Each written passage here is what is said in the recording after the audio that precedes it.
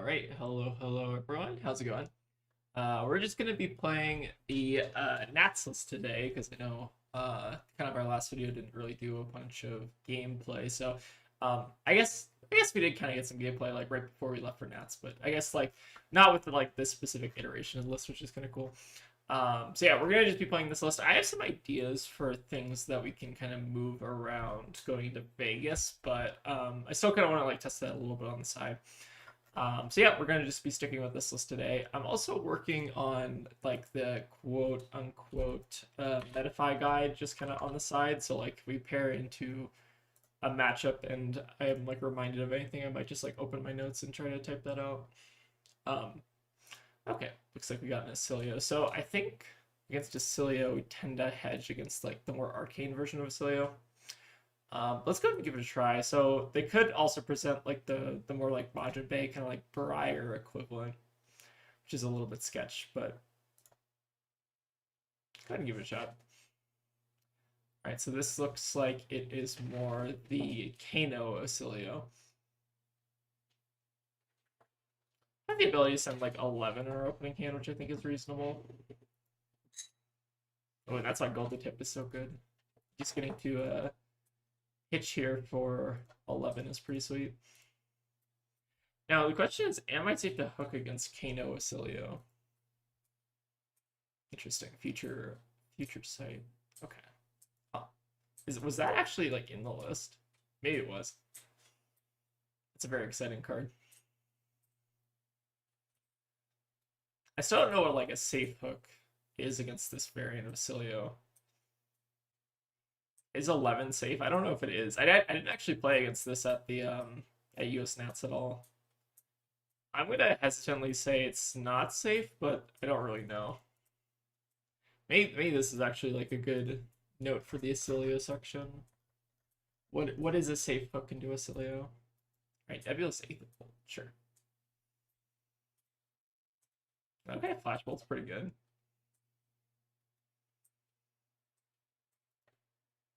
We're still kind of winning the, or like we're winning this exchange. Oh wow, strike twice as well. Brutal. So we're dealing, how much we're doing? We're dealing 9 and they're doing 7. Still pretty good. I mean, I guess we do get the gold and the banish. So we can banish like a strike twice, but I don't know if that's actually all that helpful. Might as well take it though. I feel like this matchup is like a little bit sketchy for me. Don't know entirely how I feel about it. I think in testing this matchup was like not great in my experience, but we'll see. For what's worth, how many LL points is like this version of Cilio on? Because like this variation of the deck might not actually like stick around that long. We'll see. Ooh, okay, the flare. So this is also why I was running Throw Caution in my deck list. God, the hook there actually would have been kind of sweet. Maybe we were supposed to hook that. Okay, maybe 11 was... We'll take a look, I guess, after the game. But now we're presented with Aether Flare. I think we're just going to like take a little bit of an off turn here.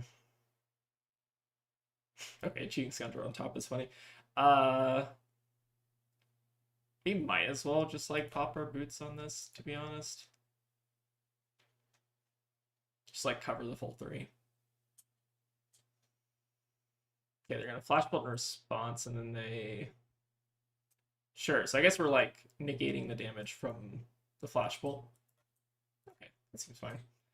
So prevent. And then I think we'll just prevent one more.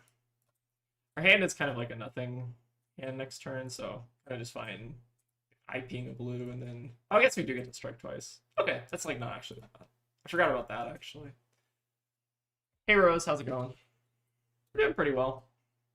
Just kind of figuring out how this matchup works because I didn't get to play it all that much. Kind of surprised they didn't like AB3 there, but maybe they're like mostly red line or something like that. Oh, God, these hands are awkward. Super awkward hand. So we can do, so at least we can like sift and load an arrow into arsenal, but like hand is kind of lackluster otherwise. I think we're just supposed to take the damage here unless they present like a flare or something. It's kind of scary though. Just how much damage it's able to do is crazy.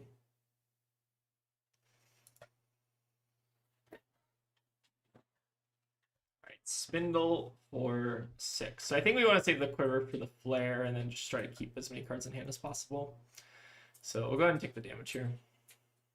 Still brooding over my crushing defeat at your skilled hands. It's okay. You're going to get me on the next time. Next time we play in Pro Tour Vegas or whatever, you'll get me on gravy. I feel like that was more of like a, like, I think the thing that I get a lot of credit for is not because I'm like skilled or anything. It's more so just gravies don't practice into Marlin, so they don't know how like it's a lot rougher than it like seems on paper, I guess. Like you have to play like very, very tight on the gravy end still. Like I think if, with enough practice, like you kind of like just don't lose to the endless cheese. But it's like surprising like the first couple of times I guess you play into it. Alright, it's pre-med. I think we're gonna make a Goldfin. I don't think we sift the Goldfin though. I mean, what are the odds that this sift actually... So we haven't seen a lot of arrows. We pitched 1 arrow, 2 arrows. We have 19 arrows in the deck, I believe. Unless I'm misremembering my pitch. But I think it's best practice to hold on to this. But part of me wants to be like greedy and bottom it and just try to like go for another arrow because we're most likely going to draw an arrow here, but I guess we shouldn't probably risk that. I mean, we could. We get 2 draws. Codex is also kind of an arrow. Do I want to be greedy here? I think it's probably wrong. Okay, we would have gotten like horribly punished if we did go for the greed play. So I guess I'm glad I didn't take it, but these draws have been kind of mid. Need our arrows. Oh, I guess we are. Oh, in this configuration, I think we're running like 18 arrows, right? Okay, maybe we have less arrows, right? Because we're not running the full 21. I think I am going to hook this, even though they did go for a mental block, just because like we need the gold super bad. I don't know if I can necessarily like not hook it.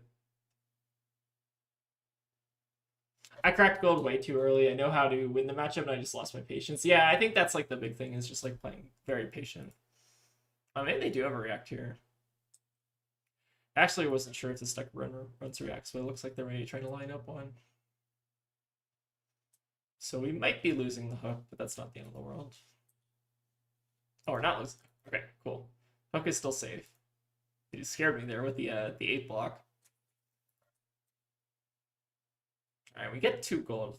I think if anything, what I'm regretting this game is that we didn't hook on turn 0. I don't know how risky that is.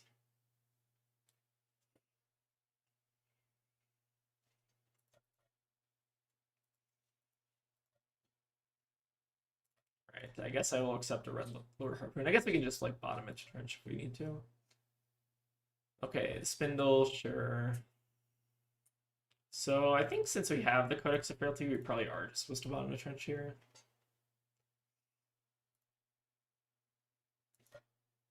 And being able to opt for then ponder is kind of nasty.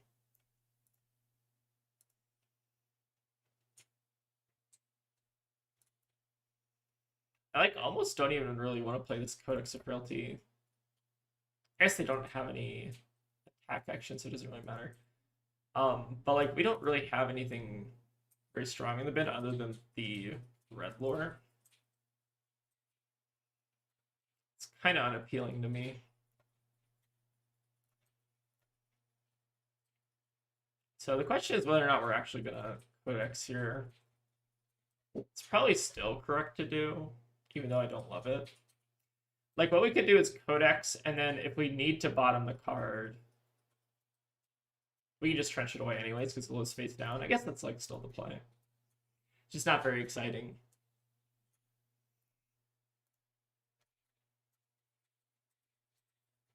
Alright, we'll discard the Gulpin.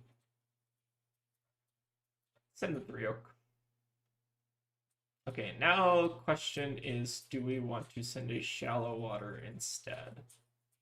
Oh, they changed the UI in this so that it like condenses the 3 triggers. That's actually kind of funny. Alright, we'll load the Shallow Water, I think, instead here. It's a little bit more of a premium arrow. This does mean we do have to like pitch away the codex, but the codex is like kind of crap right now anyways. So I don't know that it's actually doing all that much for us. I think I'm just gonna hook every arrow and just like make them deal with it. Like we haven't actually seen anything that shows they're presenting gear reacts in any real shape. Like we haven't really seen anything like any sync, any fate.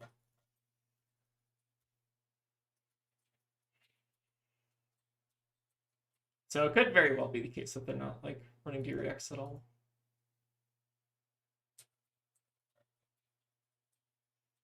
Part of me wants to do like a video where I just like go back and watch the Fang game from stream. Okay, they're doing Strider, sure. We are floating 1 here, which is kind of nice. Just so we're not eating a ton of damage. But they probably are still gonna smoke us here.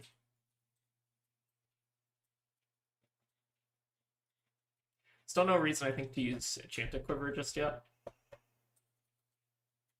This was actually like one of the sideboard slots that I was kind of I replaced with like quick dodge flexors and drench. I don't know if it's gonna stay.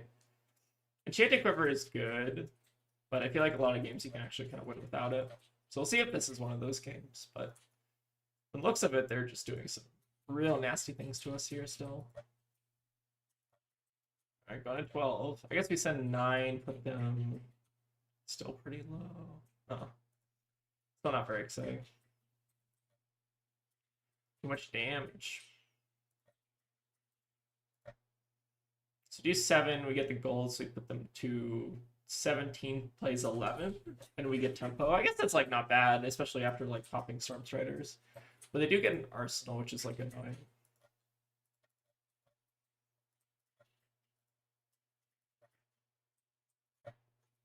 I feel like this is like also one of the matchups where I'm like kind of thinking about AB3. Ooh, okay, this is gonna be the hand that kills them. Fantastic. We finally drew our good card. Ooh, okay. Alright, so let's start. I think we actually... this is still awkward. No, we can do this. Right, we can Hammerhead first and then do the trophy shot. So we leave the blue on top. I think I'm just going to bottom the Shallow Water just because I don't think we need it. But I want to leave the bluefin on top just so that we draw off, into it off the big game trophy shot. I think we have 1 floating at the end of this, which is also kind of nice.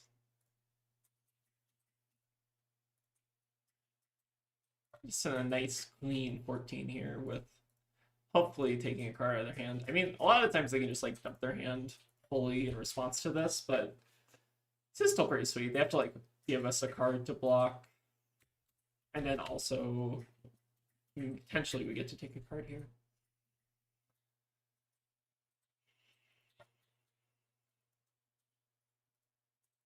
I feel like this matchup's like a little bit suspect if you just like don't see your Krakens. Like, I feel like we almost had one of those games where it's just like a no Kraken game. Should hopefully be able to hit them here. Assuming they draw into like maybe like a snapback or just some other random crap card in their hand that's a non-attack. Alright, get them to 3. Okay, so we got the choice, or no, sorry, this is an instant, this is an instant. Okay, so, oh, I do really like Sigil of Temporal Manipulation, though. I think this card's really sweet. Once I saw that the deck was running this, I like kind of actually wanted to start playing it, even though Tegan would be mad at me. It does very much feel like it's kind of like a Tempo Kano type deck.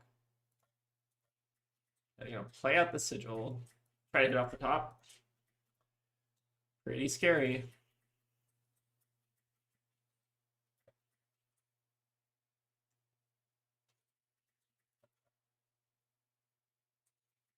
All right, let's see it.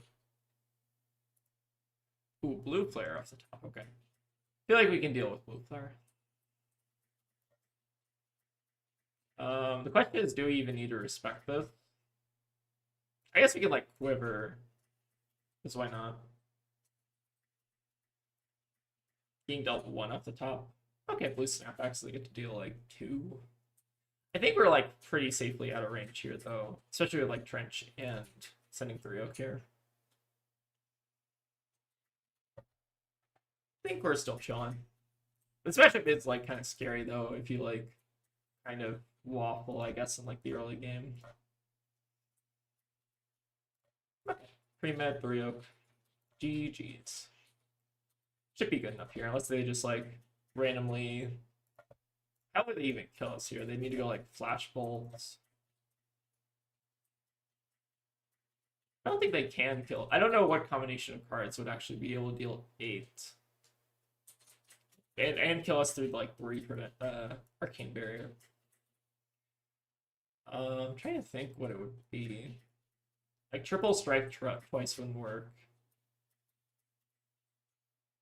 I don't think they can deal 8. We will see. Maybe they will surprise us here. Okay, that's probably not the hand that does it.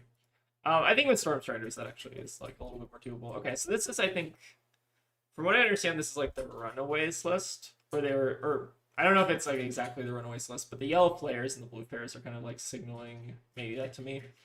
So this list is not running any D reacts, which is good info. No prevention effects, so we basically should be hooking nearly every turn. Actually, that's like a good note to potentially add in my Metafy guide. Let me go ahead and just like type that out quick. Hook every turn if you see the arcane version of Sift. I think that's like a reasonable heuristic, especially if they're like not running any D reacts. I think that's reasonable. All right, pretty good. I've like not played a ton against that deck, and like the times that I have played against that deck, it's been like I've gotten kind of stomped. So good to see that we got at least 1 there. All right, got a Rhino. A lot of Rhinos in Talishar lately. Thing I've noticed.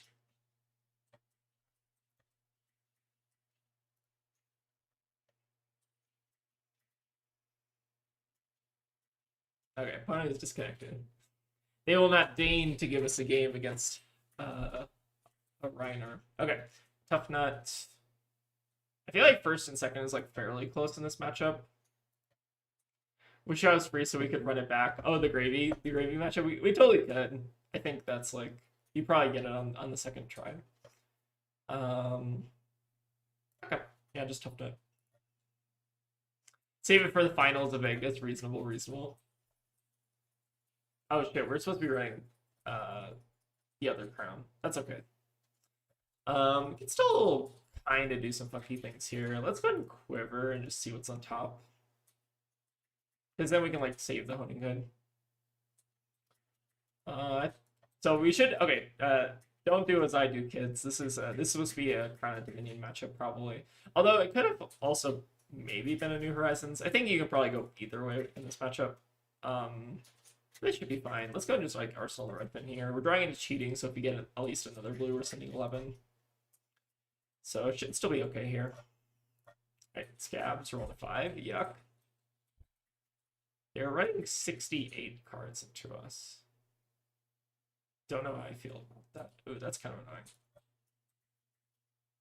I just like blocking this out. Okay, they went over, but sure.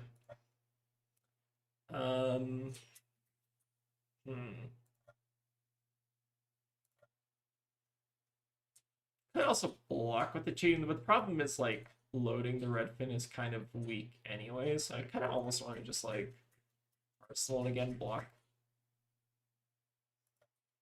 Should be running the other crown here though, or even New Horizons. I think New Horizons also like fairly reasonable.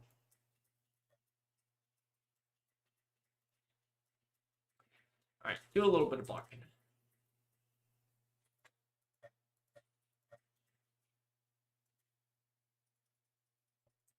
All right, let's go ahead and Arsenal or Redfin again here. I guess we'll hope for no Scabs roll. But the nice thing about Tough Nut is that if you give them like a 3-card hand, a lot of the time they can't use it. There are like some. Okay, A lot of times they can't use it if they don't hit scabs. I guess it's a better way to phrase it. Ooh, kick the Hornet's Nest. Whenever an opponent's spec puts this in graveyard for anywhere, create a Confidence, Might, Toughness, and Vigor token. Sure. Interesting. They do still have to like get rid of this card in hand, which I guess they can pay into the gauntlets now.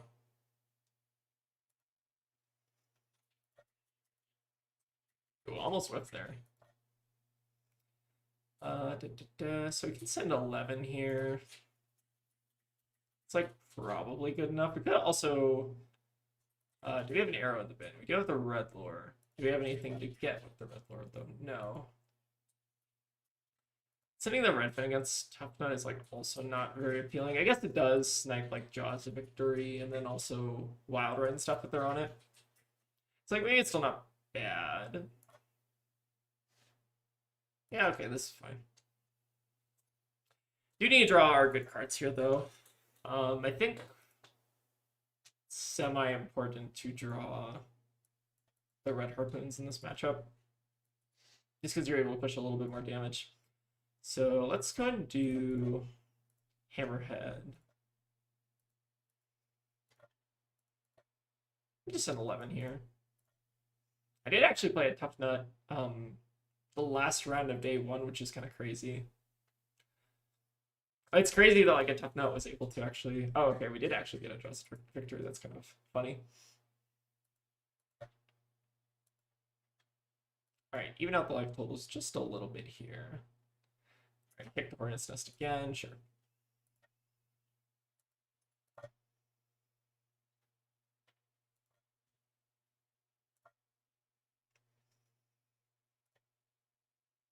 Okay, that's what we needed. Perfect. Perfect Tough Nut RNG here.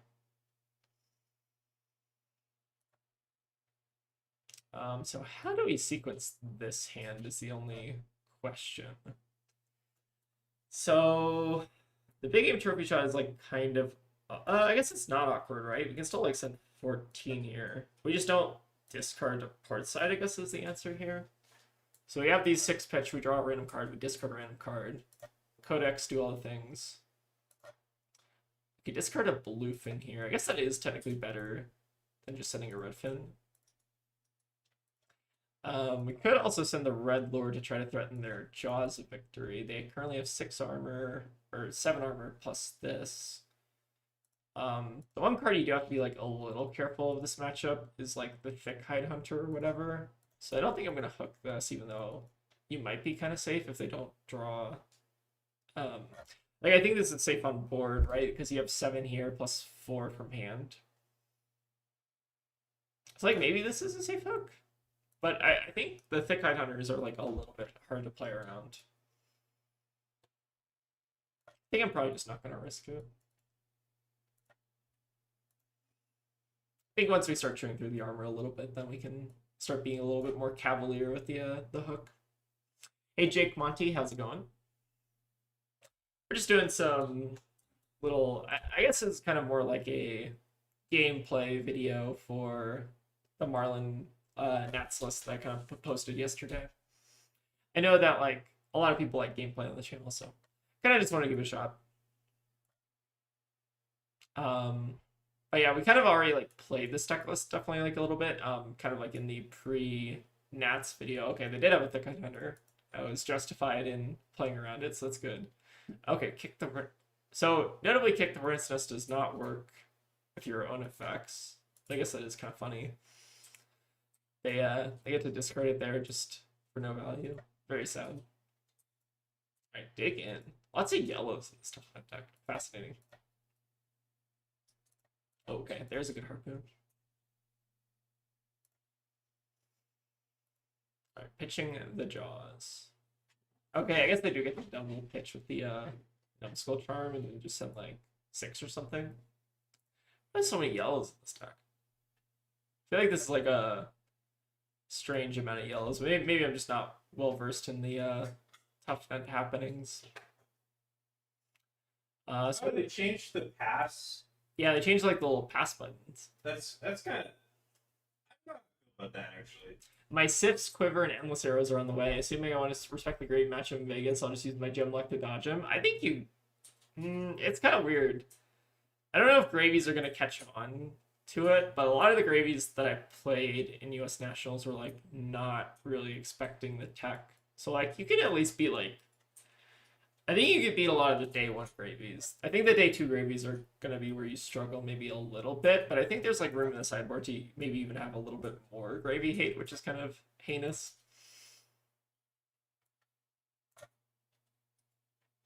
I think Gravy is, like, a fine matchup. You just kind of, like, have to make sure they don't get, like, too out of control, I guess. Okay, we got our toughness, our vigor. Sure. Alright, I think I am going to gamble on the trophy shot here. I'd like to find a blue. Okay, we did not find a blue, but that also kind of works. Not having room anymore for the Trench Flexors combo makes me sad. It's like... So think about, like, the Trench combo Flexors, like... Or, like, the Flexors combo this way, right? You already have, like, 3 armor here. So, like, you're only getting... Like, assuming you get 1 Tunic activation over the course of the game, you're getting maybe, like, 3 additional value. You're getting, like, 3 additional value over, like, the normal equipment setup. But... it's, like, at the cost of, like, 2 cyber... Or, hold on, sorry, let me, actually, hook this instead, because I think this is a safe hook. You're only getting, like, 3 additional value over just, like, the normal equipment setup into decks that are a bit more aggressive. And sometimes, like, the Tunic is even more than 1 value. Like, you can maybe even consider it to be, like, 2 value or something, if it, like, completely fixes your hand, right? So, I think there's, like, flexibility in the Tunic and Sea Lice where, like, I think you can get away with it, but I think the quick... Like, if you're expecting, like, a lot more aggro decks, then I think the quick dodge trench combo kind of makes a bit more sense. We talking about Gravy. What did I miss? Any thoughts on Bar Barrage for the Gravy matchup? I think the problem with Bar Barrage is that, like, it's good to clear multiple allies and, like, go face and clear an ally at the same time. But the card's expensive to get both of the modes on, so you have to pay, like, 5 just to get the 1 for 5 on 2 targets, right? So it's expensive, and it also is not incredibly flexible in the same way that Endless is. Like, Endless plus Trench is, like, just very, very flexible. So it's a bit weird, I think. I think Bar Barrage is, like, maybe just a bit worse than Endless. Alright, what do I want to do with this hand? They're going to be sending 14, maybe 15, right? You can block here, block here. Could just, like, give up the hand. I don't think that's, like, unreasonable. We could also just send 10, but I think we really need, like, our King Sharks here. So I almost want to just, like, try to block a bit so that we draw towards our 3 Oaks, which we know went incredibly well in the Fang game. I think I'm supposed to just, like, block here. Give up the tempo, make them, like, roll scabs, and try to get some additional value.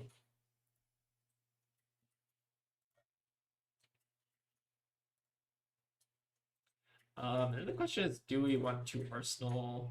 So one trick we could do here, assuming that we don't want to fire this King Kraken, which normally we don't, is we can actually, like, Arsenal the Sea Lice and keep this as a blue with our Honing Hood. So that way, if we draw into, like, a Codex or, like, another King Shark or another, like, King Kraken, this is a bit better.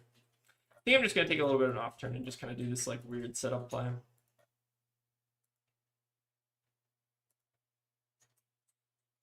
But we're still, like, fairly even on terms of life totals. I think we just need them to, like, not hit on scabs this turn, ideally. Okay, this is actually, like, kind of the hand that I wanted. Okay, they didn't hit on scabs, so they do get a Buck Wild. It's also kind of gross. So we're probably gonna have to block with one of these King Sharks and then just, like, Honing Hood in the other one. Oh, I saw you at Nats a couple times, so I didn't want to bug you. I had plenty of people bug me at Nats. People are free to come say hi. Okay, let's go and just, like, cash in the armor here. I think this is gonna be, like, the crack a bunch of gold turn. But yeah, if you ever see me and it's like, come say hi. I'm not a I won't bite or anything. Um, but yeah, I gave out a bunch of like drinking buddies and tokens and nats to a bunch of people who saw me. All right, so let's go ahead and Honing Hood in the trophy shot. Then let's crack a bit of gold, just see what we hit. Okay, 3 oak is a great one. Sure. That's kind of what we needed here. Okay, I'll take a second 3 oak. Sure. Same here. Will you be at the PT? Yeah, I'll be at the PT. So if you want to come bother me, go for it. It's not actually bothering me. It's just coming to say hi. But yeah, I always like it when people come up to me at events and stuff and just say what's up. Okay, we can do. I really want to keep here. So option 1 is we discard. So we can keep the Codex plus the King Shark, but I don't actually. Is that doing anything for us? You can like Arsenal the Codex IP with the 3 oak. Wait, could we have used rum this turn? Hold on. Or can we still use rum this turn? Rum. We'd have to discard the 3 of a kind. Which is weird. Or no, we can't discard the King Shark, right? So we have to discard this, which is a bit weird.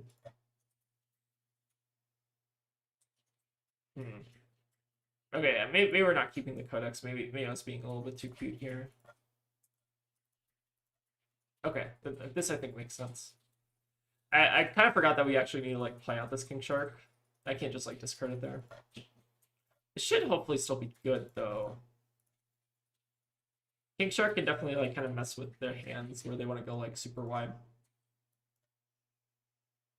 So we might still be chilling here, especially since we drew into the other 3 of a kind. Alright, flush bag, sure. Disarm. And you remember, like, puts a card from their hand on the bottom of their deck. Sure. So now we leave them with, like, 1 card in hand, and then, depending on what that 1 card is, they're kind of sad by that. Comeback Kid wins attacks here if you have less life than them. So I think we just take the Rockyard Rodeo, right?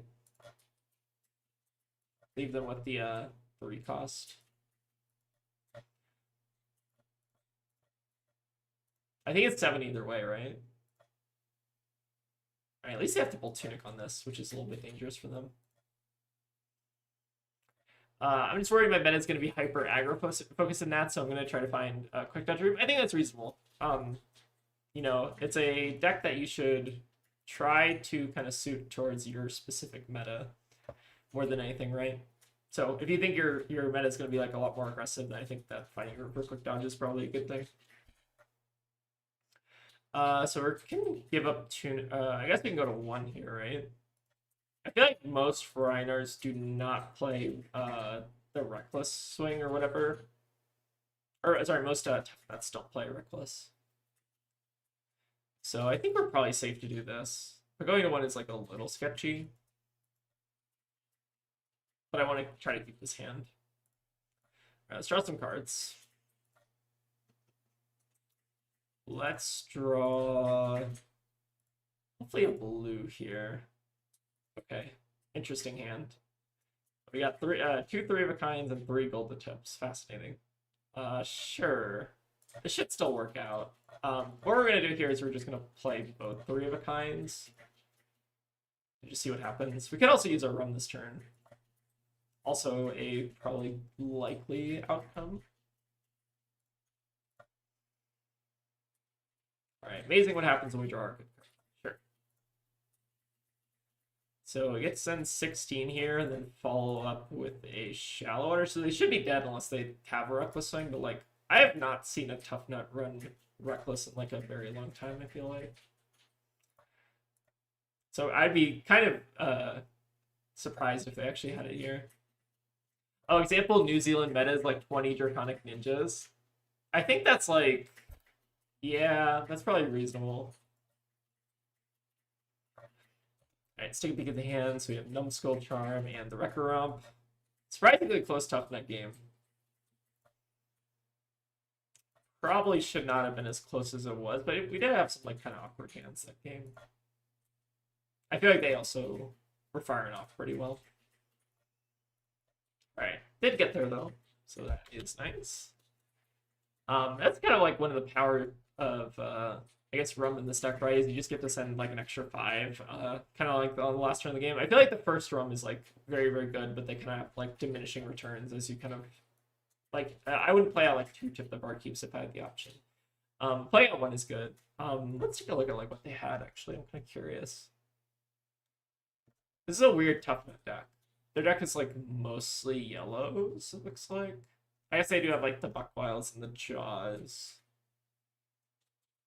Interesting.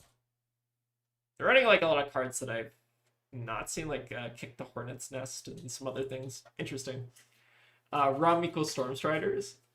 Yeah, I think like if you're expecting a lot of like aggro decks, the Quick Dodge Flexor's trench combo is still really good. But I think you're like favored into a lot of the decks that you run that into anyways, so it's like kind of worth it to maybe respect Gravy a bit more if you're expecting or like worried about Gravy.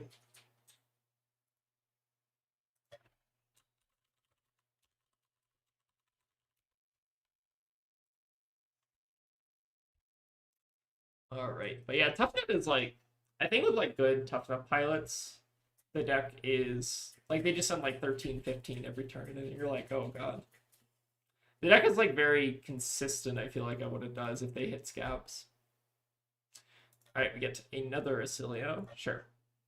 So let's try the heuristic of like hooking everything in this matchup and just see how that works out. So they want to go first, which is good info as well. This is a matchup where the quiver can be like a little bit suspect, like Enchanted Quiver. Like if they put you on second, you don't get the filtering, which can be a little bit weird. Oh, we're also running the wrong fucking helmet again. We should be running Honing Hood, obviously. That's okay. We will make the best of it here. Oh my god. Big imps. I need to like actually like fix my board so that it doesn't do this to me. Maybe I just need to like make like first, second ones or something. When an opponent declares Acilio, what's the sideboarding is they can be the arcane only version or the physical one. I think we hedge for the physical one. Or sorry, we hedge for the arcane damage version of it. Because if we like present this config into the other version of Acilio, then we're like not that bad off, although we should be running Pony Good, obviously. But if we're presenting the other version where we're like not running any arcane barrier, then we're like really in bad shape. So let's go ahead and send, I guess, the Red Lord here, hopefully. I don't think we can hook 8, unfortunately, though. Maybe we can. What card do they actually have that they can block? I guess like mental block, they go like 3 here, 3 mental block. Okay, and that's the way that they blow us out. Okay, so we can't actually hook this. The Witch should be good either way, and you want AB1 and Spell Void in either way. So like this stuff is like less good into the arcane version. Like for sure, or like it's less good into the physical version just because you like, I think if you are playing into the physical version, like the ideal equipment setup is like trench plus quick dodge or whatever. Oh, this is a very good hand. Sure. Do need like an arrow or something. Maybe we don't need arrow. Maybe this is still just a fine hand. Might be able to get them with Throw Caution here, and this is actually like one of the reasons why I tried to put Throw Caution in the deck was because I was like a little bit worried about this particular version of Acilio. Why not picking the Spindle? We could have picked the Spindle. I think the idea with the Strike twice, it's a little bit easier to cast. I think they're both not super easy to cast though. Like it's not going to matter too much between these two, I think. Just because I don't like, because we're not running Sea Lace, it's going to be very hard for us to actually cast it. Okay, So they are going to send in with a big Aether Flare here. So let's try to get the most out of this Throw Caution. All right, hitting a 3 is nice. And then we can Quiver. So we're blocking 4, taking 3. They follow up with like another Arcane spell. Question is, do we want 2 boots here? We don't have any gold, so I guess we can't Marlin, so might as well just boots. Seems fine. But like, we're not able to cast either of these, most likely. Unless we draw like a rock or something.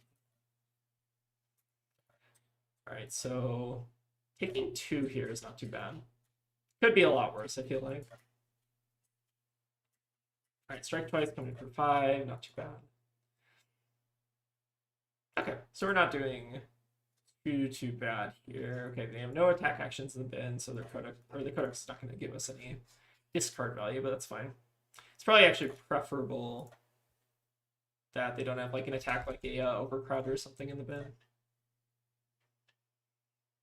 Okay, good hand. So I think we are going to be hooking this as we learned from the last. I think 8 was not safe, but 12 was definitely safe. Probably. Hope not to get wobbled, which I think this Sicilio doesn't run wobble, right? They shouldn't run wobble. So is there anything else we can take in the bin that's like annoying? I guess we can like take the spindle now, but again, we're probably not going to be able to cast it here. We'll see. Maybe we'll be surprised. It's a lot easier to cast if you do have like your first Tip the Barkeep played. The funny thing, I think against like this version of Cilia, one time I like banished a Aether Slinger, the one that like on hit you can tap your hero, give it go again, and they just like prevented all of it, which is kind of funny. And then I like didn't get the go again. I guess we'll take the spindle for the one guy in chat who says take the spindle. We'll see if we play it though.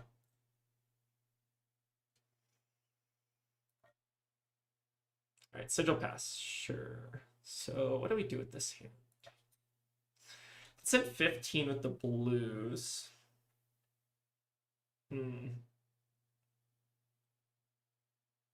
Part of me almost feels like the trophy shot's like a trap on this hand.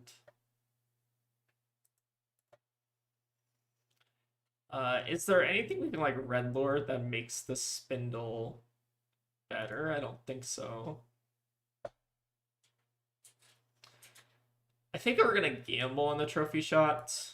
And if it doesn't work out, then I'll be sad. I think sending an extra +4 here is worth the risk.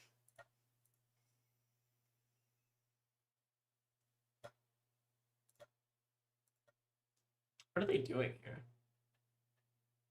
Why are they doing this now? I guess it's a better question. Huh. Now I almost don't even want to play the trophy shot, because then we're going to be like a little light on resources to actually like AB any stuff they play off like Stormstriders. Why did they do this? Fascinating. It could be right to just like give up on the trophy shot and just like pitch 4 here, leave 1 floating, arsenal this, and use it as like trench fodder. Because they want to pop Stormstriders here, which means they want to maybe like wildfire us. That's the only thing that I think that means, right? So we can just do something like this. I really want to leave the 1 floating just so we're preventing a little bit of extra damage here.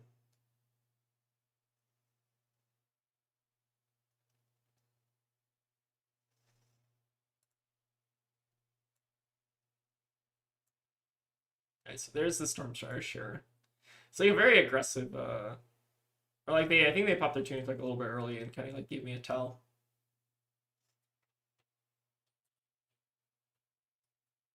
So you get to send in 4 here, and then maybe follow up with 1 or 2 more spells. If it's 1 spell, I think we can live. If it's 2 spells, that's like a little bit more suspect. 2 spells would be pretty good. Oh yeah, 2 spells is pretty good. So if you deal 9, we put them to 15. We're taking 15. We go to 10. Okay, that's like not bad. So 10 to 15. Okay, I'm okay with this. And they do also pop the Storm Striders. So we got like how much value out of the AP there? We got like 4 value. It's still pretty good. Not too shabby. Let's go ahead and start. We're gonna be doing a lot of digging this turn, I think. Let's go ahead and start with the port side and just see what's up. All right, another shallow water is whatever. I think we're gonna get a little bit aggressive here with the sifting. So I think I am bottoming the shallow water just because like I don't particularly care about sending a shallow water there because they don't have an arsenal. Let's go ahead and trench away the Goldfin here. Just so we can draw a couple more cards here. Alright, with like either a red or a 3-oak or a Kraken. A lot of good cards in the deck. You can also just send a red fin here. It's not very exciting, but maybe it's actually like fine enough. You can just send 8 and hopefully disrupt their hand a bit here.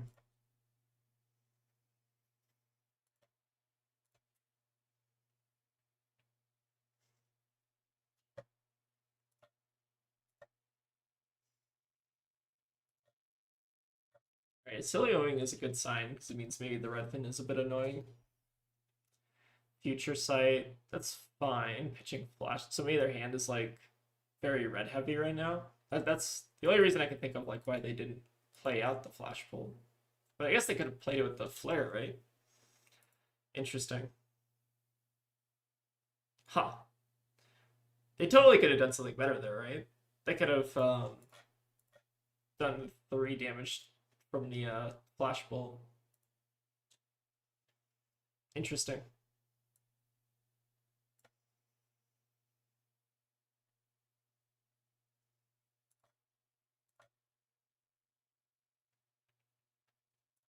This deck definitely is still a little bit scary. I think it's just like once they pop their Storm Striders, it's like the game becomes, I feel like, a lot easier for you. Let's crack a little bit more here. Looking for either 2 blues or like a red arrow or 3-oak. Okay, shallow water. I think we crack 1 more. In the worst case scenario, we're sending like an unoverpowered shallow water here. Okay, this ended up working out. Get to send 15 here. We're not floating anything, but that should be fine. Should be good enough here. We could draw like a sigil and stay alive though. And you like stay alive at 3 if they have sigil.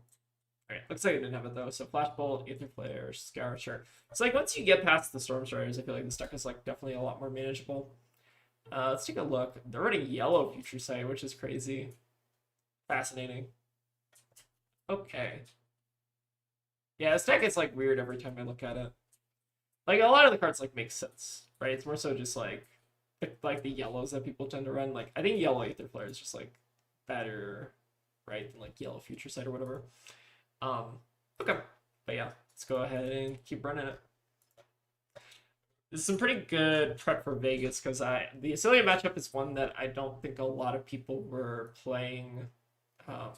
Like people were like playing on Talishar like pre-nats, right? I think like a lot of people were like keeping the deck like a secret or whatever. So getting reps into that deck I think is good now, especially in kind of prep for the Pro Tour.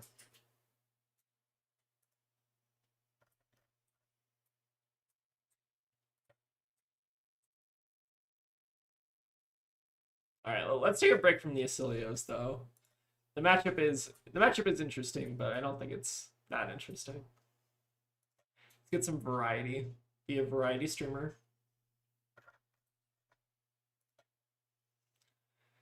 Oh, how's everyone's day today? Oh, I need to change the overlay.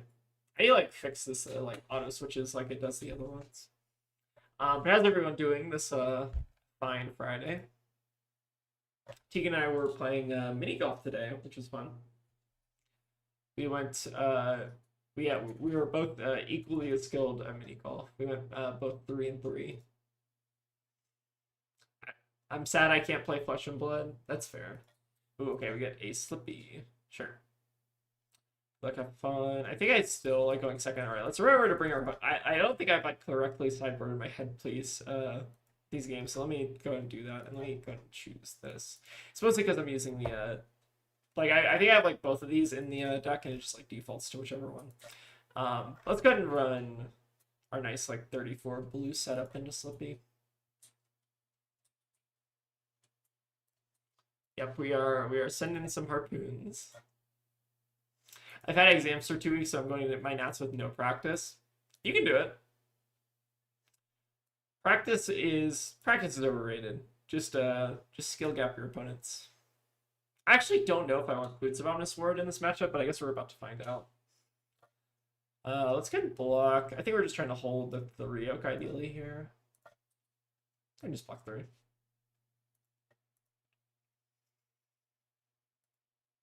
Alright, the Meat Madness.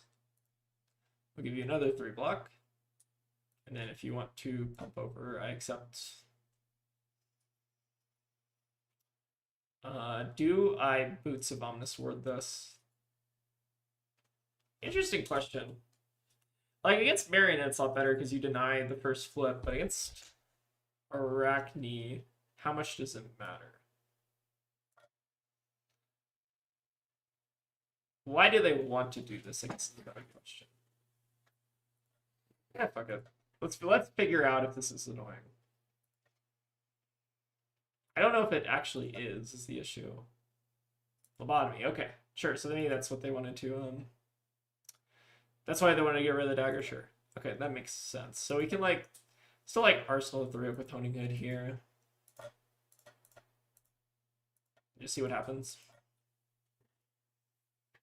I don't know if it was, like, right, though, to necessarily flick there. Because, like, I think you want to, like, save your flick for, like, the turns later in the game when it matters. I don't know. Because, like, the mark is, like, less important, I feel like, against this version of Arachne. Alright, so we can discard. I think we're just going to YOLO here. Let's discard the red fin, and then just try to draw 2 blues. 2 blues acquired. Alright, I'm hooking this every day of the week. 17 overpower is hookable. Do you find it worth popping Honing Hood for 3 oak now? Oh yeah, I did talk about that. So interesting. I did have this heuristic a while back where I think that if I had 3 oak in the opener, I wouldn't pop Honing Hood. But I don't know if that's actually changed. I think it maybe is like matchup dependent, but I think if it's like a faster matchup, I maybe am like a little bit more inclined to just like tuck in Arsenal and just like rip it. If it's like a slower matchup where I'm just trying to like get the most value or something like that, which I don't know if there are like a ton of Honing Hood matchups that are like that. Maybe it's different. I need to think about that more. Like if I have 3 oak in the opener, do I Honing Hood? I feel like the answer is it depends how I feel, but that's not like a good answer. So we're going to leave no in hands, sure. So we just need to block that at the end. Short answer, it's vibes based maybe. I don't know. This is annoying. So they get to go meet. Oh, I guess they are Bidoclast. Yeah. So that doesn't actually let me block with this. Could just gamble. Gambling is never bad. If they hit the hand, we just discard this and we're like leaking 2. Or like we're functionally like leaking 1. I think we just let them have this. Okay, they hit the Arsenal, which is fine. It beats the Leave No Witnesses now, like less good. I think I'm okay with this. But yeah, that's a good question. Is it worth it to pop Honing Hood for 3 of a kind? Like, I think that's something you can model if you're like a data scientist or something, right? Is you just like, is it worth it? Like, does it give you extra value to do that? I don't know. So I need like just a data science person that I can ask a bunch of Marlin questions to. Let's go ahead and just do this, I think.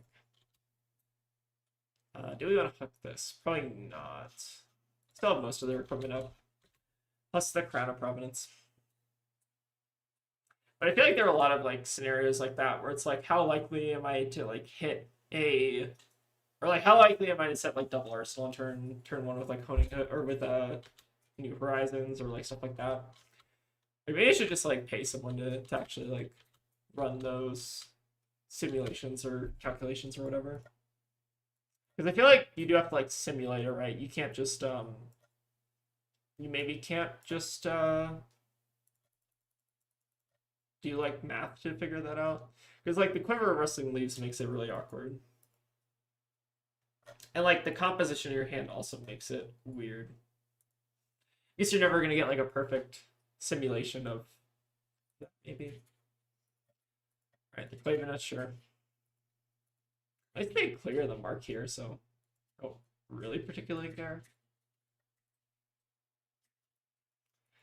Alright, send me the bill, Meat Madness. I've been getting got by Meat Madness when I've like no cards in Arsenal, card on top of the deck.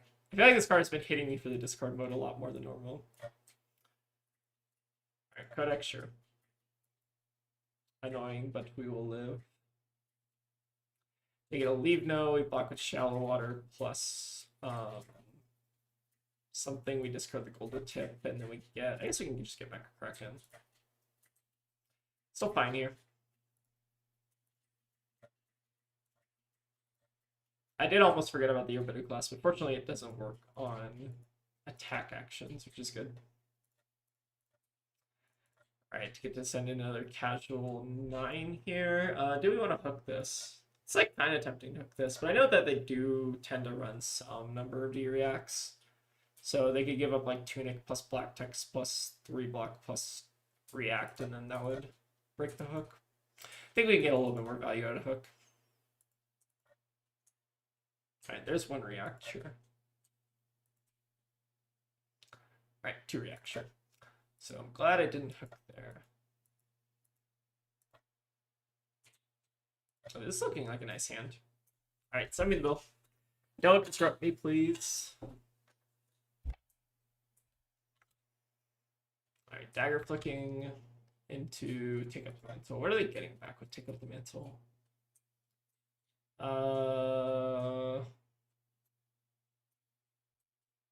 They can't lobotomy me, right?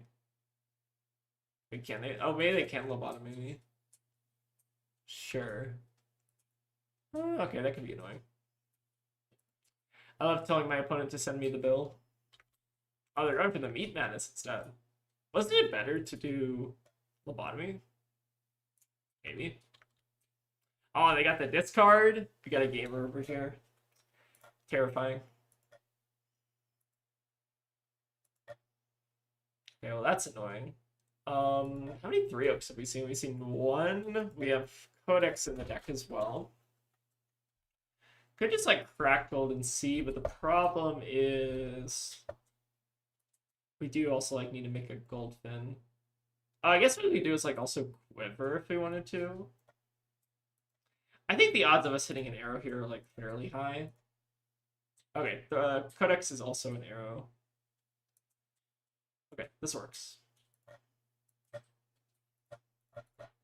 Not seeing King Shark is like a little unfortunate here, but we do get to Arsenal. They have an overcrowd in the bin, right? Oh no, they pitched an overcrowd. So we should just get the shallow water. That's good for us. We get to send in 9 here, draw into a trophy shot. It's really good.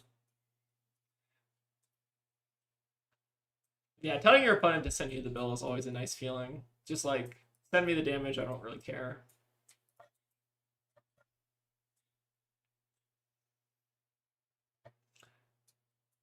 Shallow with Codex is so sweet, I know. I mean, lots of cards with Codex are so sweet. The Codex is like one of the best cards that we have in the deck. There's some guy in like the purple chat who was telling us that they were like cutting Codex of Frailty, which was like crazy to me. It's like one of our best cards. That is such a crazy thing to hear. Like, what else do you want other than Codex of Frailty? Like, this card does everything in your deck.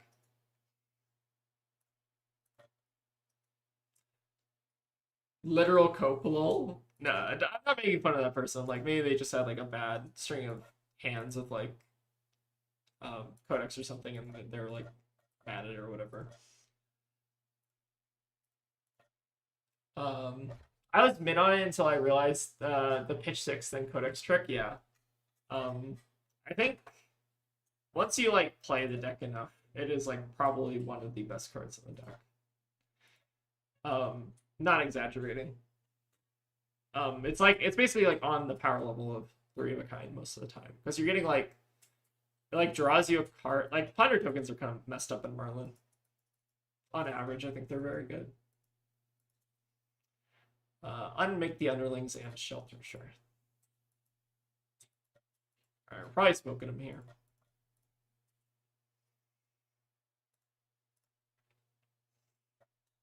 Sorry, I'm just kind of like fast forwarding through some of my turns here because the Arbitic class is not super. Okay, they just have a shelter in their hand.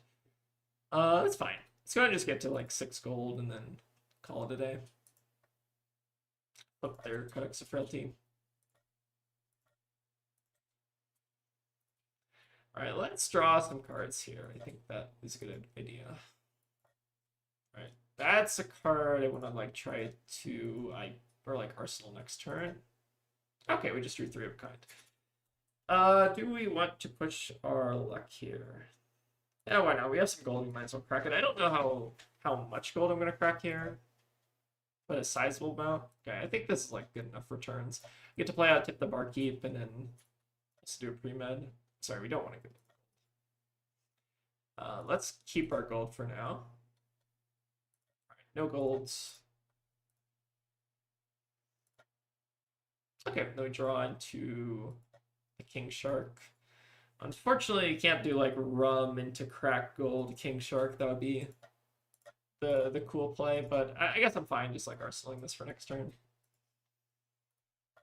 Just getting to send in 11 here is pretty sweet.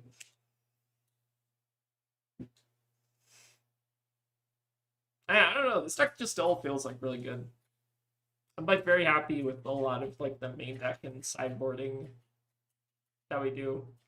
The one thing I'm like trying to test is whether or not we can like actually just cut Crown of Dominion. I think there are some matchups where you're gonna probably feel the pain of like cutting Crown of Dominion, but like there are a lot of matchups where you can kind of get away with it. It's maybe worth doing a couple like New Horizons games this stream just to kind of get a feel for it. Alright, keep it in hand. Okay, they have shelter, sure. So we lose the hook here, but we're not going to get very many hooks throughout the course of the game, so it's fine. They're already at 3, so we're not really losing much here. That's annoying. This is weird. Because they could, like, pump and do something, but I don't know if I care. Sure. So you guys can take our blue, but that might not actually be, like, the worst thing in the world. Or most often, they're going to be able to take our blue. Could actually do kind of like a nasty play here. We do, like, King Shark go again into just, like, crack golds and Kraken. It's probably not worth it, though. Let's just try to draw another blue. Okay, drawing another blue seems good. I think we're like a little bit aggressive with our gold here, but this should still work out. Still sitting on 1 gold, 10-point life lead. I feel like Codex would be the worst thing for us here, but if they don't have Codex, I think we're in good shape. 3 of a kind. Interesting.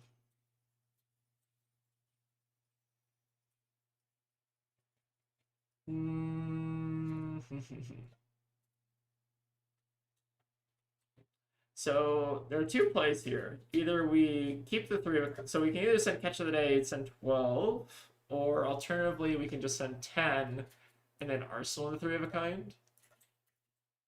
think I'm supposed to just Arsenal.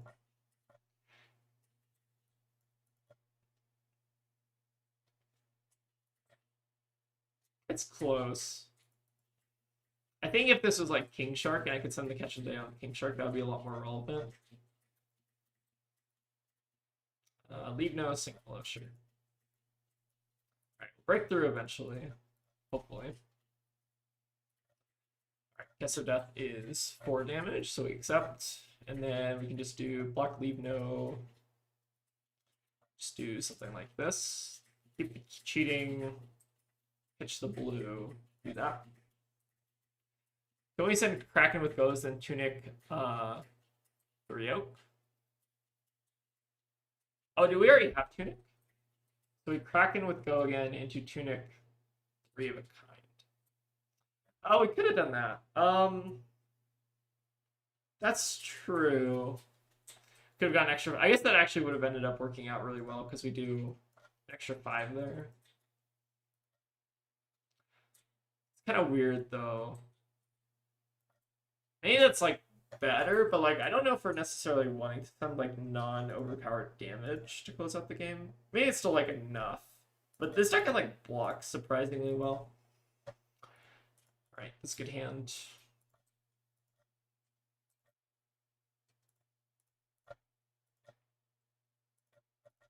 But yeah, we could have definitely done that. It's just whether or not we should have done that is the main question. Because we also need to like YOLO the 3 of a kind, which becomes a little bit weird. Maybe it's good though.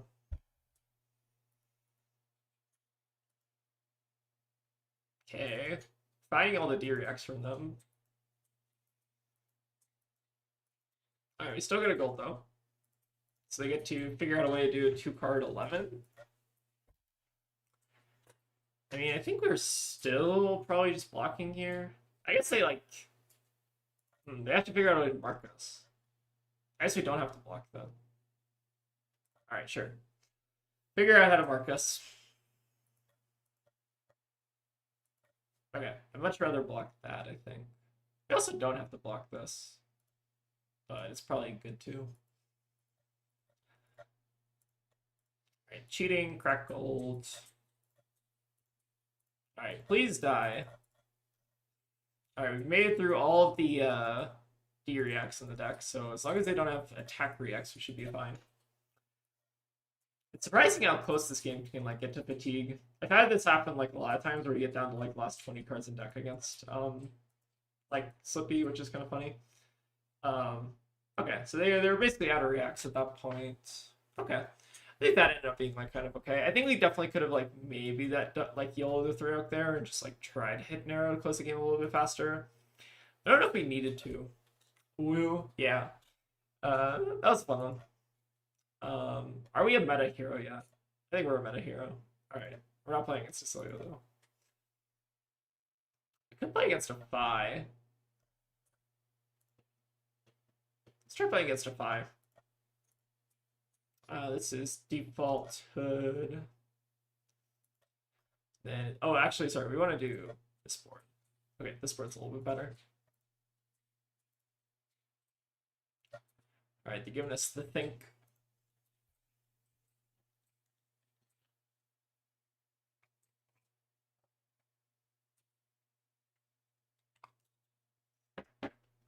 All right. I feel like this is a fun matchup because actually, I don't know if we want King Kraken in a 5. I need to look at like the latest 5 lists and see what they're running. I'm not sure. It might be right to actually run like 1 or 2 Krakens into them. But we're probably fine doing it like this still.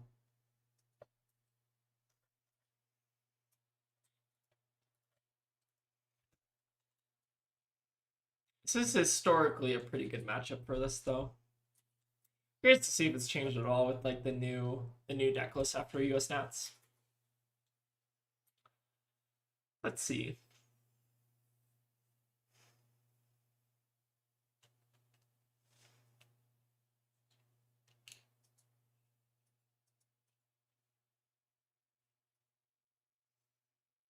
All right, no sunken treasure is a little bit sad, but that's okay. That's how you like ruin a Fi stay, is you just sunken treasure turn 0. I think Fis are on Mongers, which Krakens can snag. I know like Ashlyn, I think, was not on Warmongers, I think. I don't know. I know you can also hit like, oh, okay, guys, they are that's concerning, I guess. So we are getting Warmongers here, almost assuredly, right? But we have Honing Hood to offset that, so maybe that's fine. They could have also just like not wanted to play it. Just like another possibility.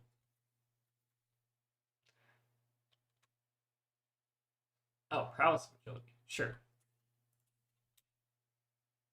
Okay, that's fine. That's pretty good. I get to send 12 here. Are we hooking this? I think we are, right? I think most of the finalists were not running D-Reacts, which I think makes sense, right? I don't think you really need them. Kind of surprised that they didn't try to go for the Warmongers, but I think like if you're seeing Honing Hood, it's like you're probably losing. You're probably not getting the first Warmongers to like actually do much. I think I'm probably safe hooking this, but we'll see.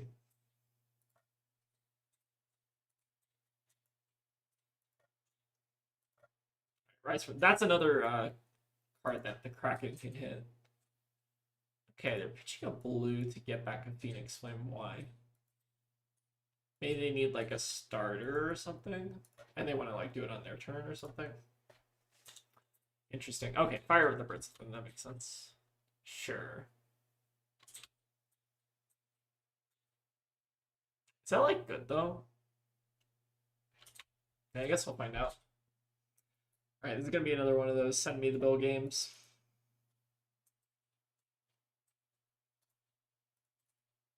They do have 2 Phoenix Flames in the yard, so the sunken treasures, I guess, are a little bit more sad, but that's okay.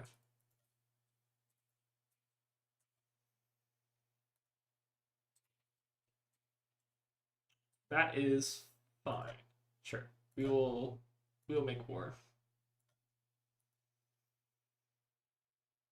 Almost in trouble there. I guess the nice part is they can't do it again. Hey, just want to let you know that I got you the drinking buddy that you sent. Thank you so much for the extra gold token. It's so sick. Oh yeah, no problem. Glad you enjoyed. I think we're just trying to like we've been bringing a lot of the tokens to like events and other stuff. So we're kind of just like trying to like not like quite give them out yet, but we're trying to like if we like see people at like events and stuff, like give them out to folks. But if people still want to like buy the tokens, that's also fine. Like we're trying to be like a little bit more like we're not trying to like make a ton of money off of them. We're mostly just trying to like let people have them, which I think is like more cool. But yeah, I'm glad you enjoyed the token. We might try to like make another token at some point next year or so. We'll see. Right, take the oath there just because they probably can't do much. I sure was appreciative of the one you gave me. Oh yeah. I think I gave you one rose too as well. Yeah, we're kind of just like handing them out and that's which was fun. At least I had a good time. All right, they have to run and renegade. We could like sunken treasure the Phoenix Flame, but they can always like just get the other Phoenix Flame. So I think we just want to keep this as a blue. Keep this as a blue and then just try to like rent them here. But yeah, I'm glad people like the tokens still. I think they're still really cool. I'm a fan. They do have Tunic up, so they can still like Art of Phoenix War here, but that's fine. Sure. Make sure you use them if you're ever on stream. Yeah, make sure you use them if you're on stream. I don't know, did the commentators of the stream like did they actually like mention the token at all? I don't know. Okay. I think I watched it with the volume off. I also watched the volume. Not gonna lie. Not because the commentator was bad or anything, just because I'm like a weirdo. Rising Reside. This is a lot of damage, but that's fine. That's how the matchup goes. And 2 other cards in hand. Ignite, yeah, that's a pretty good one. The nice part is the Artifact Sword doesn't buff the Searing Ember Blade. Alright, how much more damage do they got here? I think we just get to ruin their hand next turn. Oh, and Flame, okay. So they're still getting like an extra 6 here. That's not bad.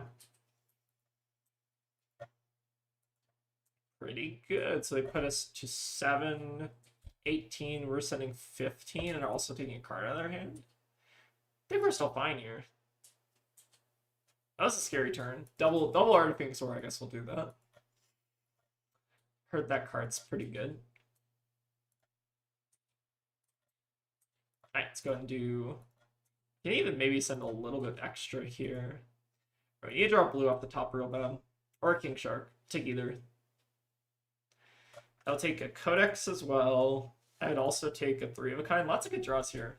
Alright, that is like the best draw, potentially. Not the best draw, but like the most average draw, I feel like. Alright, get to send in nice clean 18 here. Running lethal. They got their good turn, but we get our good turn, I suppose. Bold of you to assume I'll end up on stream. You're gonna end up on stream one time, Lilith. I believe. Then you get the Ghostly Quarter shadow.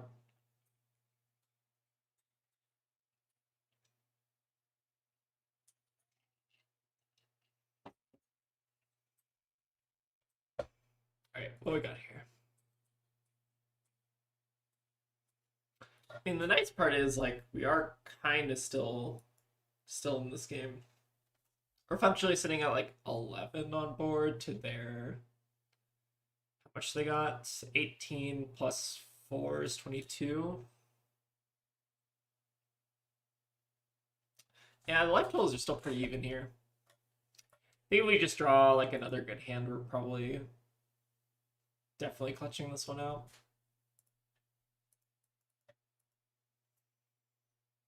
Yeah, but this is also why I like maybe want to run Krakens in this matchup, just for like random prowess of agility, Warmongers, Rise from Phoenix. Like they do run some number of non-attacks. It's just not normally like a ton of non-attacks. Okay, giving us 4 block, going to 4. Then they have a Truce. Oh my god, they're playing Truce Tegan. Truce. Tegan loves Truce. I like Truce. Good card. Good card. I guess they're just gonna slam a Prowess of Agility or Soul Phoenix Flame or something. Interesting. Oh, they're just gonna play the Phoenix Flame. Also fine. Okay, they're doing like Ember Blade. Sure. Makes sense to me.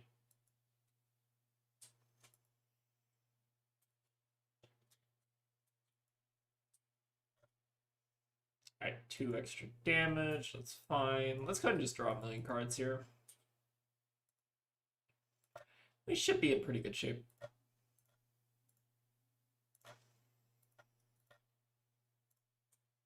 Alright, Codex is a good one.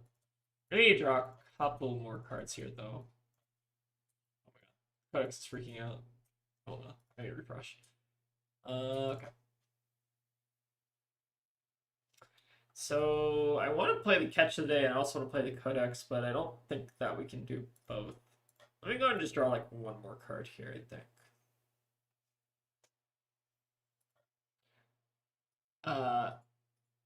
That's a cool line from there. Oh yeah, it's like make a Phoenix Flame, do like 1/3/1. I guess it's like better than playing out Truce, right? Maybe. I could like discard the Eye of Ophidia. I don't know. I don't really know what I'm cracking for at this point. Let's go ahead and just like do this. Okay, let's just play a King Shark. I think that's fine. And then we can like Arsenal Codex. Seems good enough. It's kind of what I wanted to happen anyways, because I'm like trying to figure out how to actually play out this Codex was a bit awkward. Alright, looks like they had all attacks in hand, sure. Anything spicy in this deck? Warmongers, Ripple Aways. Interesting. Nothing like crazy going on here. Okay, I guess they are on the. I don't know if Ashlyn was also on like Rise from the Ashes. Card seems good though. I don't know. Not a Fi expert.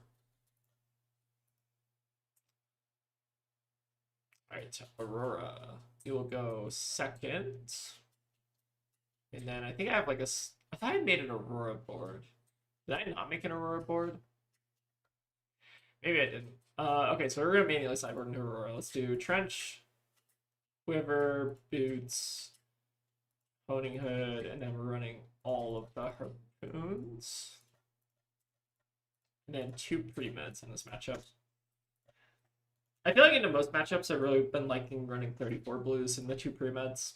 It's been feeling like just like really, really smooth to me. But I think it's like a little bit of pilot prefs. Like I think like this is also fine if you want to run like just 2 extra blues, go to 36. I think I'm a little bit more of like an aggressive player, so maybe it makes a bit more sense to me to run 34. I think like both are right. Like I don't feel very strongly about 34 blues versus 36 blues. It just feels like a little bit better to me. Man, I hate Ripple Away. Yes, I play Puffin. Why do you ask? Yeah. Ripple Away is kind of a dumb card. I don't know. I think there's like a whole cycle of those cards. Like the hand trap cards that are just kind of like very strange. Alright, we will still just honing put this. See what they want to do. Okay, they want to do nothing. Fair enough. Alright, let's go to Crack Eye and just see what we can draw into. Ooh. Okay, we can actually like replace our arsenal with the King Kraken. It's probably actually worth it. They will bottom the Tip the Barkeep though.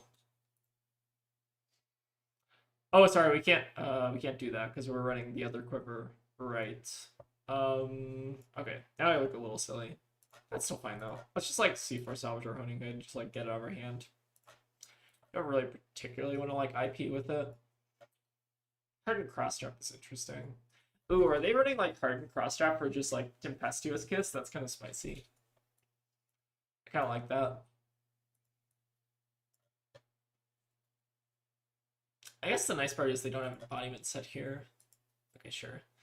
All right, good info to know that they are on D-Reacts. All right, good hand though.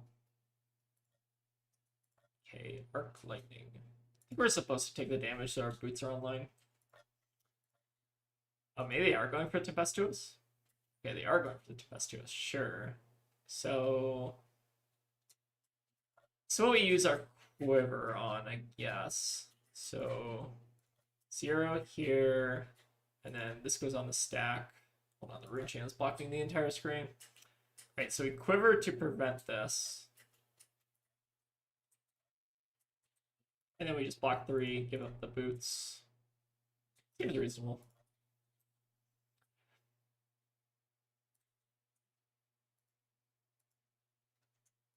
Lightning.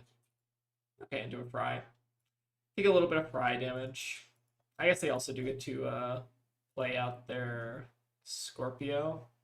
Could actually pop our boots here if we wanted to, but I guess we're probably going to get an opportunity to play the boots over the course of the game, so I'm not like stressed to play them out. It should still be fine. And they don't have the embodiment set, which I think is good for us, so pretty good opener, I'd say, from them. So you have 3 here. They are on D-React, so you have to be like a little bit more careful. Let's just send 8, and then maybe try to threaten their fry. I think where it's probably a little greedy to go for Tempestuous Kiss if we don't have a Tip the Barkeep out. But it is fun. I've like actually resolved this card against Auroras before. It's happened. Not impossible.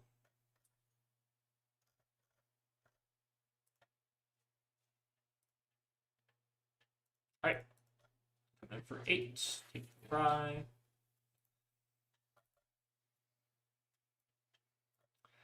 All right, we might have to end up pitching the King Shark here, which is like a little painful.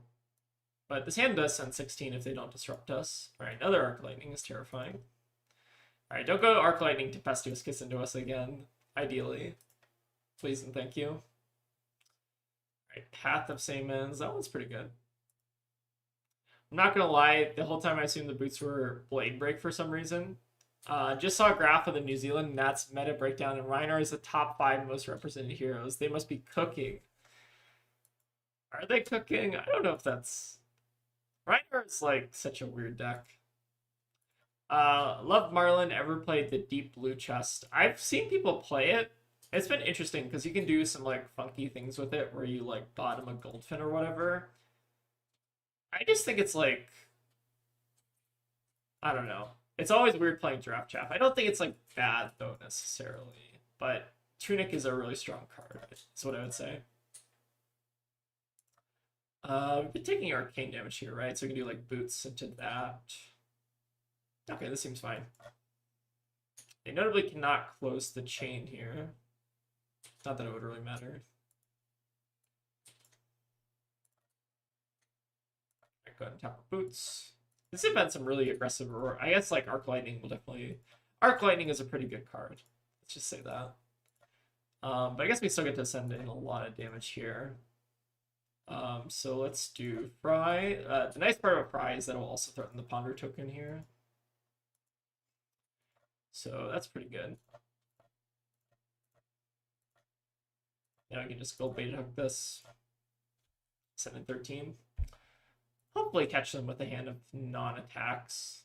Which I think they like kind of need to make this deck work like a little bit. Maybe not though.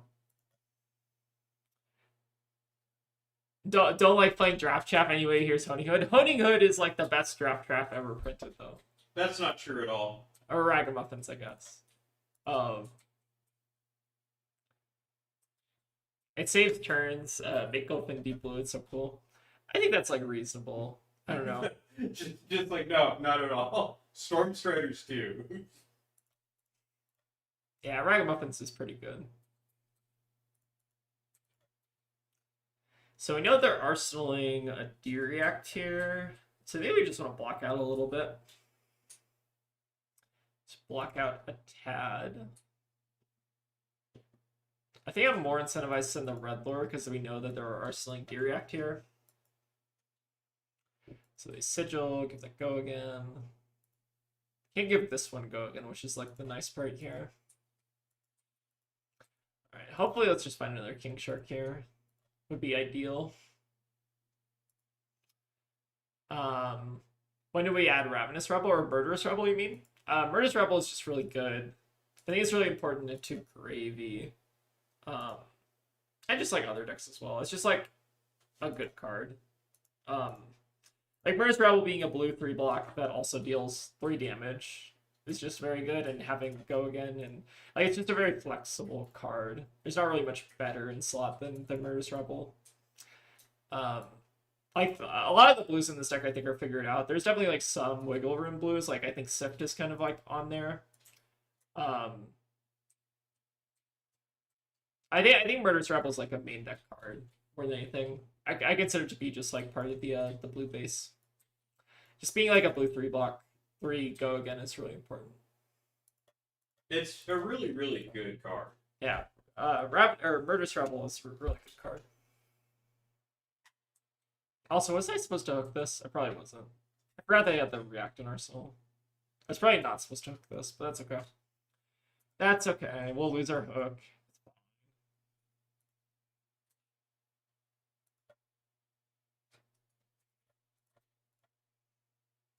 Little oopsie. Oopsie. Little oopsie. Oopsie, oopsie. Oh, Ravenous Rebel? I don't know what Auroras are doing, but I think it seems like a good card, just 0 for 4 go again. Like, I think a lot of, like, I think some folks were talking to me about, like, Aurora at one point, and I think what the Aurora players have figured out is you just don't want to make a bunch of flow gen, you just want to, like, kind of do your own thing. That's annoying. What do we want to do about that? That sucks. I want to like keep this whole hand, but maybe it's not worth it anymore. We could try to discard the gold. We could do like something like this. But that's also a little suspect. then we're like relying on ourselves drawing a blue off the top, which is maybe reasonable. I think we do just like kind of have to do this maybe. Kind of force them to kind of brick here. It's the hope. Yeah, but I think they just like Ravenous Rebel is just like a 0/4. It is my guess. Alright, hope for blue. Alright, we did not draw blue, but it's not the end of the world here. It's like fairly comfortable. I guess we just like get to play the gold tip. This might actually even, I don't know if this is better, but it's similar. Alright, we just need to not die to random arcane damage is the big thing here. I probably also, oh wait, did I make a gold? Oh, I did make a gold the one turn that we King Shark. Okay, sorry, I forgot about that. So we didn't lose our hook. That's good. Maybe I just blanked on that at the end of the turn. Yeah, keeping hook is still pretty good here.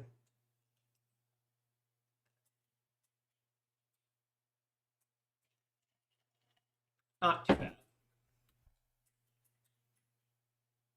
Right, lots of D-Rex in this deck.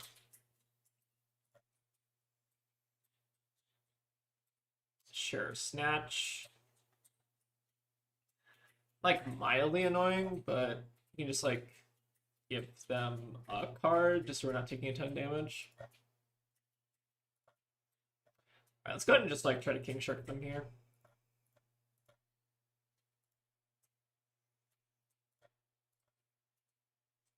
Alright, need this King Shark to be a crippling crush real bad. I think we're still kind of in this game, but they did have like just some really good start cards in the opener. I wonder if maybe we should have played this matchup like a little bit slower, just kind of blocked a bit more and just try to get them to brick. Might have been reasonable.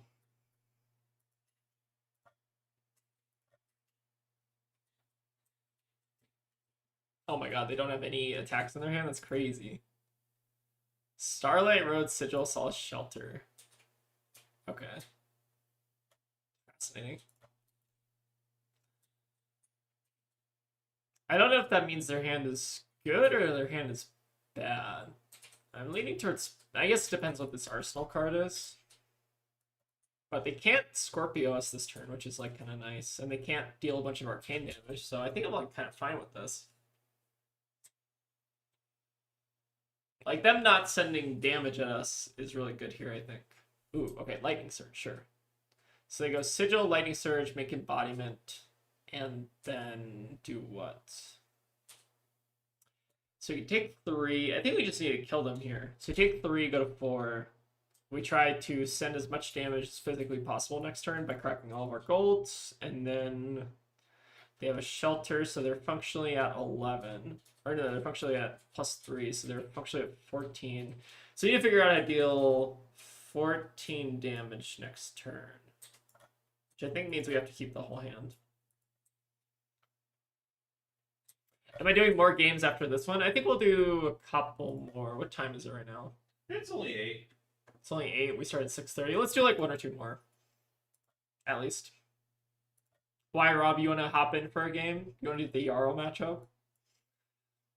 Oh, is that Rob? Oh, yeah, it's Rob in chat. What up, Rob? Alright, let's do Murderous Rebel. Alright, yellow on top. Let's crack a gold. Let's keep cracking until we draw success here. This is bad, right? We need a 3 of a kind now. No, we can just pitch, I guess. That's fine. Or alternatively, we could send Murderous Rebel for 6 into... No, maybe it's better to actually play the Murderous Rebel. 3 Oak was on top. Oh, that's so troll. You fucker, 3 Oak. We were so close to greatness.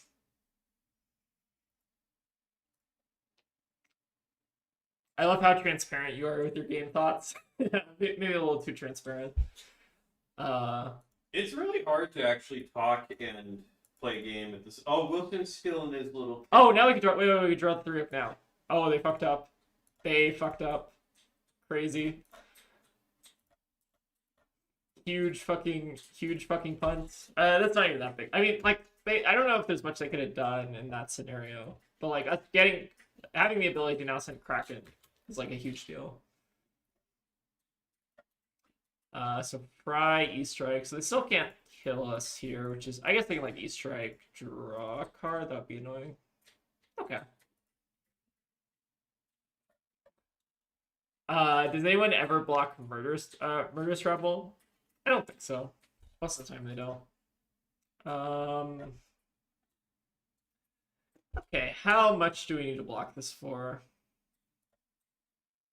At least 3 is probably the answer.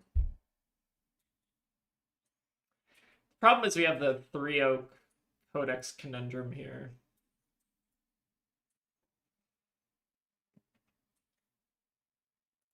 Let's block 3. Oh, I guess we should play our own Lightning Press. That was the reason why I had to block extra. Okay. Still ends up being fine here. So we give them 2 Codex blocks, and then we just have to YOLO off 3-oak. I guess that is the play. They still have like 2 D-Reacts in the deck, though. Could still be in a bit of trouble here. We might still be toasted here. Okay. King Shark bails us out, though, maybe. Alright, don't double burn up shock me, please. Please and thank you. YOLO? Maybe they didn't want to, like... They don't know what the rest of our hand is there, though. Like, maybe they think the 3-oak off the top doesn't actually matter all that much, which I think it maybe isn't as good as I thought it was, but it was still, like, pretty good. It's hard to complain about drawing a 3-oak, right?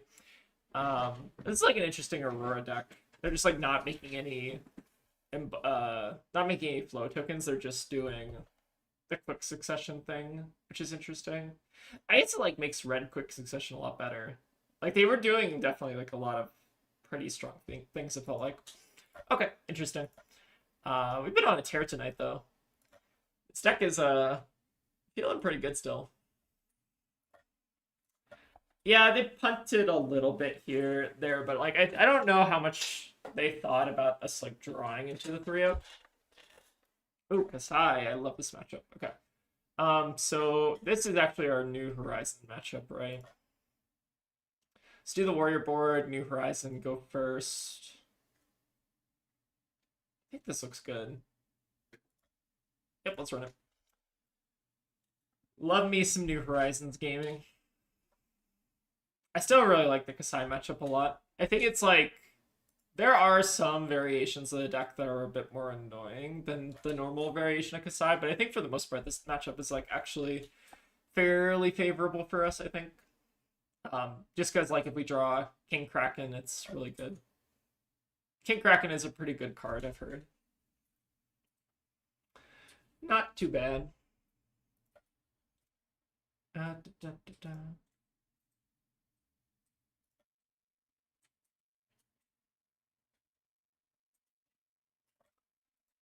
Okay, so we do have our trophy shot here.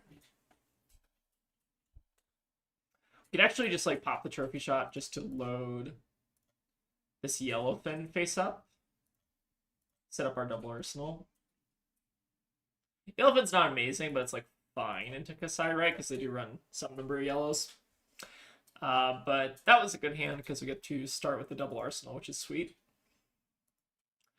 What matchups lead to Return Fire coming in? So Return Fire is, like, I feel weird about that card because, like, we might not end up running it after Victor leaves. This is a little suspect. I'm, like, partially tempted to block the hot streak with Sea Lace here, just because they could have the Go Again react that, like, makes a Sellsword. If they have that, though, do we lose the game on the spot? They could also just have, like, something else. I don't know. Let's just pretend they don't have it. Okay, they're just sending 2 damage. That's great for us. Let's go ahead and start with the trophy shot here. And then how do we do this? We can like discard the King Kraken and then just send like a yellow pin this turn. I think that seems reasonable. Come in for 12, get to set up this codex for next turn. Seems fine. But Return Fire. Mostly for Victor. It also comes into Gravy for me. And then I think that we were experimenting with it into Puffin as well. Oh, and into Huntsman, I think it's good. It's basically good into like anything that's like really slow, where you're so like the way I think about Return Fire is like the first time you draw Return Fire, it's gonna be a 4-block, and then the second time you draw a Return Fire, it's gonna be a 4-block +3 a lot of time. Because a lot of time in second cycle, it's a lot easier to actually resolve this card. But it's basically like a card that like blocks disruption while also giving you a lot of value, right? So it's kind of like it's almost like this like anti-fatigue, anti-disruption tool is kind of how I think about it. But I also think it's like very clunky, so I could even envision myself cutting it depending on how the meta shakes out. But we do get a free hook here, which is nice. Did you play Return Fire into me? I don't remember seeing it. I think I did play into Euros. I think it just ended up being a 4-block, which is like most of the time it's a 4-block. Alright, looks like they're just blocking out here.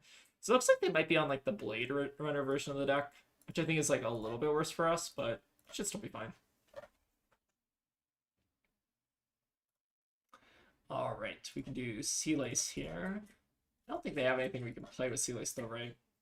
No, not yet. They sometimes do run like Nourishing or whatever, and like you can sometimes play that. We have the pre-med here. Question is like, do I want to like hold this back for Arsenal? I could even just like use it to like YOLO the quiver. I think it's better than playing out Tip the Barkeep.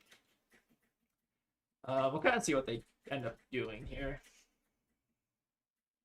Might just be like folding their hand every turn, which is like I'm also kind of okay with that. But yeah, I think I did play Return Fire into Euros. Alright, coming in for 9. Giving us 13, sure. So I guess if they block this out, then we just Arsenal this. Seems fine. We'll like break through the armor here eventually, hopefully.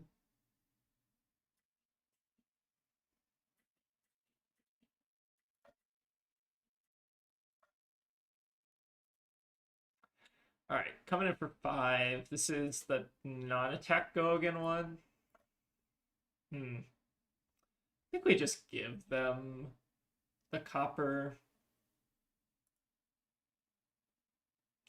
Are y'all getting to Vegas early or just coming the day before the event? That's a good question. We should probably figure that out. When does the PT start? Is it on Friday or is it Saturday? It's Friday, right? I think. Is it always Friday? It might always be Friday. Let's go ahead and just give them the copper and the gold here. Should be fine.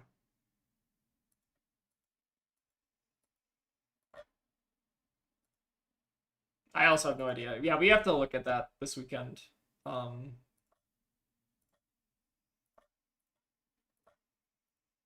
we get to Arsenal Kraken for next turn.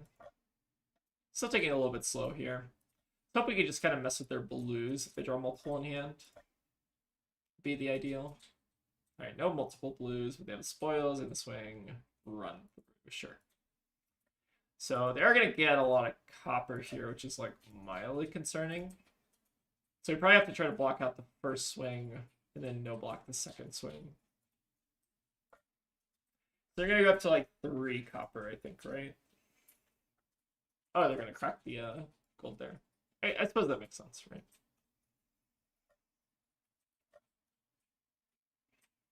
So okay, pitching the Nourishing is good for us. Red lure could be a subtle benefit for Kasai to take away the red. I guess that's fair. I feel like they normally don't struggle for reds as much as they do for yellows. Like, if you think about it as like one of those like high school chemistry equations where it's like the limiting I don't remember what they called it when I was in high school. It's like the limiting reagent or something. Oh, sorry, wait. Oh, sorry, hold on. I need to block this better. block this better than declining my undo request, bro. Let me undo. I forgot that the Sun's receiver gets buffed. Okay, they want to quit. That's fine. Sure. So they're running Oasis, and people on Dodge are wild sometimes. I don't know. I feel like that was not necessarily a scoop the game type of thing, but whatever. With the wow, yeah, I don't know. Some people are weird on Talishar. It's very strange. Alright, let's do another one. Let's avoid the I feel like we got our Asilio reps in. I paid the Asilio tax. Alright. Let's do we could do the Marlin Mirror. The cursed Marlin Mirror. Do I want to run return fire into the Marlin Mirror? It's kind of spicy. Maybe? This is gonna be a funny one. Let's do what do I want to actually cut in this matchup? Yeah. Yes, I am. Let's cut we can cut like a tip the barkeep, and a Sift is probably fine. Yup. Good luck, have fun. I am the Aurora. Let's make sure our quiver's right. We got the quiver. Okay. Do a little cyberbullying here.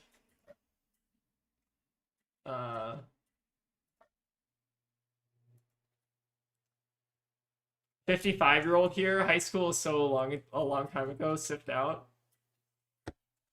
Yeah, I think I like taking like 1 or 2 sifts out, just so that we can run like throw cautions to like block a little bit better. Because like you can sometimes just like catch them with like blowing up the hook. Be kind of interesting.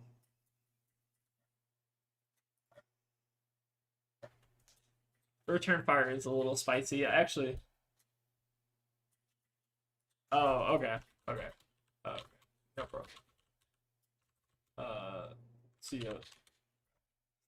All right, I think they may be trying to learn the deck, which is maybe they shouldn't learn the deck by playing the Marlin Mirror into like a person who knows what to do in the Marlin Mirror. I think that's reasonable. All right, we can do another Asilio. Fine. I feel like it's a good matchup to practice at least. Alright, so Asilio, let's make sure we're running our correct headpiece this time. I feel like that would actually help. Would help a fair bit.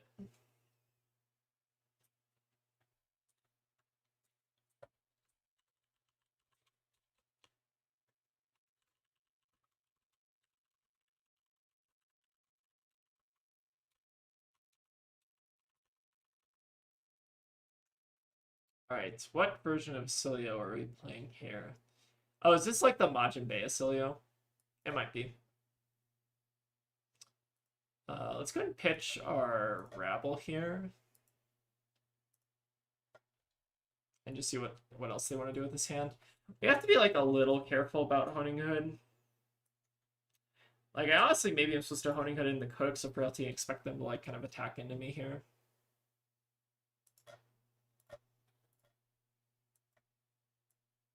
Lightning Press, okay, sure.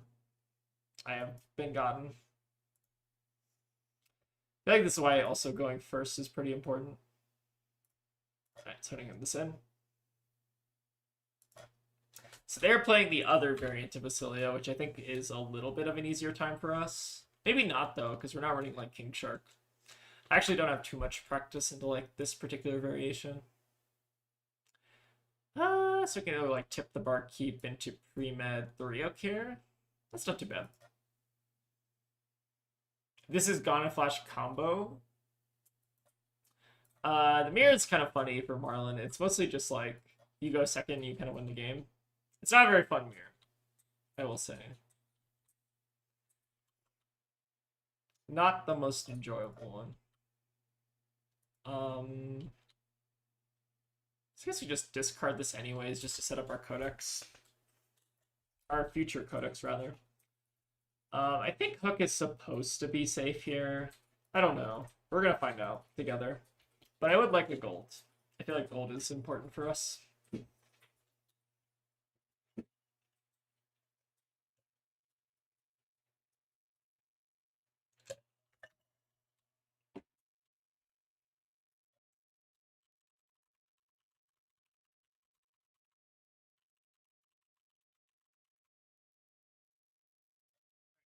or 8 over the top. Seems good. Alright, take out their lighting. Oh, getting a lightning search there I think is pretty solid. Alright, so I think we're kind of chilling here. Let's arsenal the port side just so that we have like the gold generation, I guess. Seems actually I don't know which is better between these two. I guess like this I'm more often wanting to play than Murderous Rabble. Like we could end up wanting to pitch some Murderous Rabble. I think it's like close between the two. It might not actually matter. Okay, we're doing Astral Bridge, sure. So that's fine. I think we maybe just give them the Sunken Treasure block just to get a little bit more gold gen flowing. Let's go ahead and turn over... Don't think it matters here. Turn over like an Echo Flash or something. Let's get a little bit of value. Okay, they're gonna go for the bridge now. Well, it actually turns out our Boots of Omnisaurs is like fine. Let's go ahead and take it. Don't mind getting Astral Bridge when they don't have gone in a flash. Okay, second strike, sure. Let's go ahead and cash in our Boots value. This is what I'm saying, where like I think the Boots are still kind of fine into this variation of Basilio. Okay. Seems alright. Oh yeah, I use she, her pronouns. Thanks for asking. I do appreciate when people like actually ask versus like assuming or saying the wrong ones. It's always a good learning experience. But yeah, let's go ahead and do... Oh, we should, hold on. We should cannon first. We should pitch the eye to cannon here, just so we know what our draw is. So we draw to Yellowfin, bottom this, and then do Goldfin, swap it out. That seems good. Seems not too bad here. So Yellowfin, and then we can do... You actually hook on the Rabble if we want to be annoying, but that's probably a little too cute. Let's do 3 into 8. This is why I also just like Murderous Rabble is good, by the way, because we just get a blue that does 3 damage. Dealing 3 damage off a blue is like kind of insane. Or like blue 3 damage go again is kind of insane. Like just a blue by itself that does 3 damage is like okay, whatever. But like getting a 3 go again on a blue is kind of crazy. Okay, they got Cloud Cover plus Shelter. Interesting. They could have actually like blocked out this hook if they held onto their armor a little bit earlier. Or, like if they didn't use it as early. Alright, but we're doing pretty good here. Get to hold on to the Boots. We have a good turn next turn. I think we're chilling. Yeah, Rebel is one of the best blues in High Seas. I think we weren't playing Murderous Rebel for a long time, which is kind of crazy to me. Like in the early days of Marlin, I think the card was cut because you were running like a lot more red lines, so you whiffed a lot more on it, which I think like makes sense why you cut it. But now that we like have better blues in the deck, I feel like it makes a lot more sense. No reason to block this, right? We do have to be a bit careful though if they do bounce it back and get to like hold on to it here. I think the funny thing about this deck is like I don't think they care too much about like they don't they're kind of doing more like the Briar thing where they're not treating Dawn and Flash as more as like the combo piece. Like if they happen to like draw into the combo, that's when they like really want to like I guess prioritize using the Dawn and Flash, but like they don't like have to hold on to it. Like it's like the best card in their deck, which is kind of good, I think. Like they're more inclined to just like play it out as like a 0/4. Let's go draw. We're getting a little risky here because we are kind of maybe running the risk of not drawing an arrow. I'm actually like halfway tempted to not play this pre-med out. Or like to not even play the cheating out. We did get rid of our arrow, which is rough.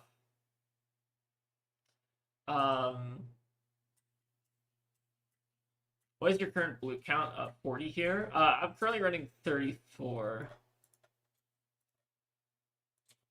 34 blues. Let's go and draw. I think we just need to find like another arrow at this point. Okay.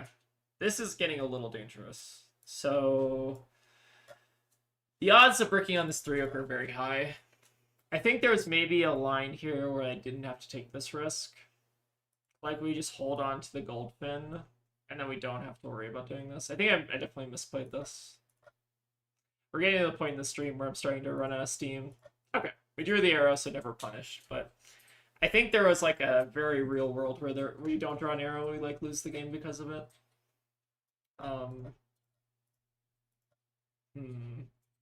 What are we getting from them? Lightning press is funny, but probably I guess we can lightning press a gold fin. I've never thought about that. Is there a better card that we can get though? We could get. I guess we have rum, so anything is like fine, right?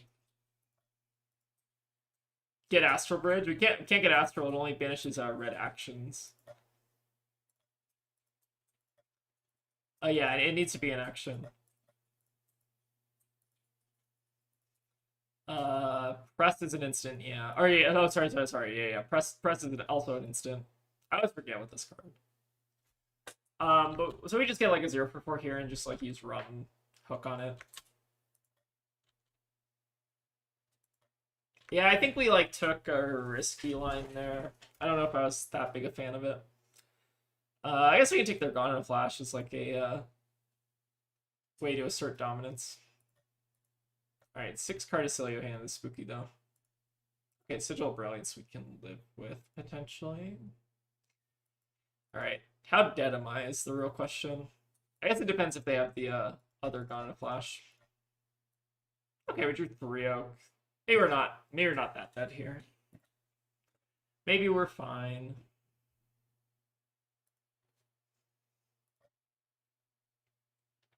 I think if they draw another Gone in a Flash, I'm like probably cooked here though. If they draw another Gone in a Flash and they also draw the instants to like back it up, we could be in trouble.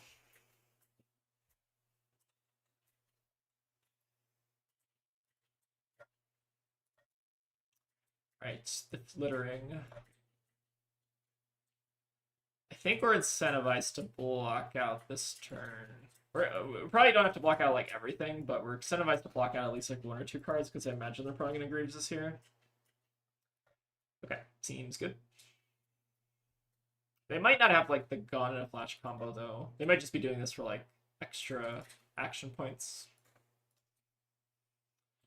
Do you have the 3-oak as backup? Okay, they do have the Gone in a Flash. Sure. This is scary. They have 3 other cards in hand. I guess the question is like, do they have an Astral Bridge and can they hit off the top with it here? We are insulated from Mind Warp, which I know some Asilius are running, but not most of them are.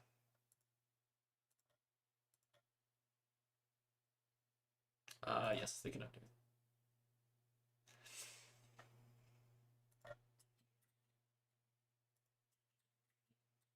Alright, they bounce here. Well, this turns out our Boots of Omnisword, so I'm actually like kind of fine with this. Or actually, hold on. Sorry, I think we do want to quiver this probably.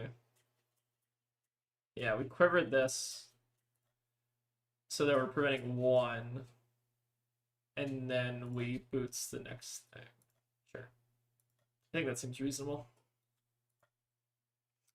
So boots here. And then we like tap ourselves to do the prevention on it.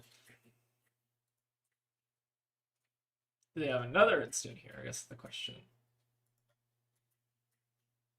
We do get to respond to them closing the chain here. A tap. Okay, depending on a Comet Collision. Could be worse, honestly. Not too bad. Oh, the one reason we don't want to tap ourselves is because of the rum, right? That actually might have been important. That's okay. I guess we, like, prevented 1. Yeah, maybe it was a misplay. Maybe a misplay. That's okay, though. Can't play perfectly. Alright, we have kind of time. I think we're just arsenaling the codex here. So yeah, if we got to play the Ghana Flash, so you just like, I think the boosts were a trap there because we had the Rum plus the, I forgot about the Ghana Flash if I'm being honest. That's okay. We just send 10 here. If they have a non-attack in their hand, then we get to take a card from them. I think the odds of them drawing multiple non-attacks are like fairly low though, given the deck is like mostly attack actions. Alright, put them to 3. Yeah, E-Strike, Constella, Contemplation, Ravenous Rubble. I think we can live this. Maybe. They don't have like embodiment or anything. So that might end up being actually okay for us. Okay, the Ravel Whipping is also pretty huge, I think. Give them 1 card, and then we can try to kill them with Codex.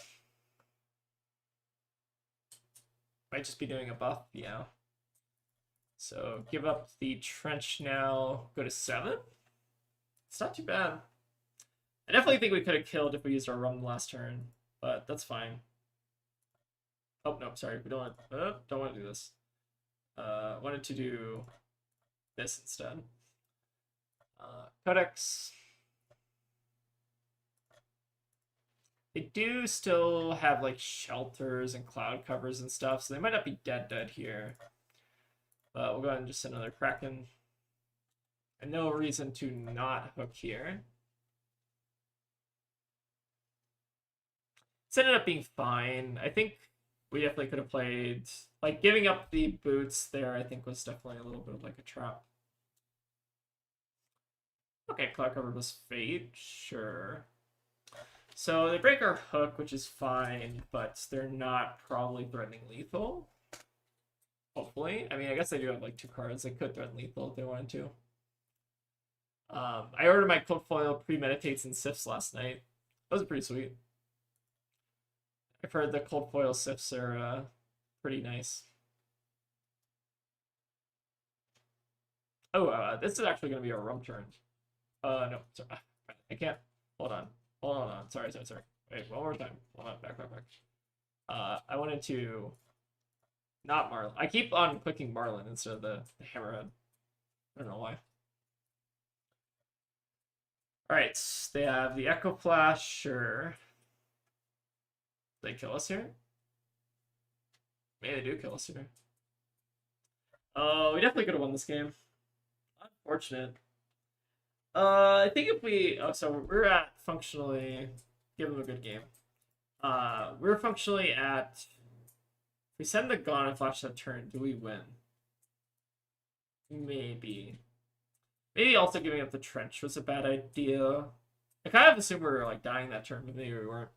Okay, that was a good learning game at least. I think this like kind of goes a little bit in line with my thought that like if we do hedge for the Arcane Acilio, like this version of Acilio becomes like a little bit tougher. I think it was still like fairly manageable. I don't know. Maybe we do need to like also bring in King Sharks for this matchup, but it does feel weird if you're just playing into like the all Arcane version, then sending King Shark is like a lot less good.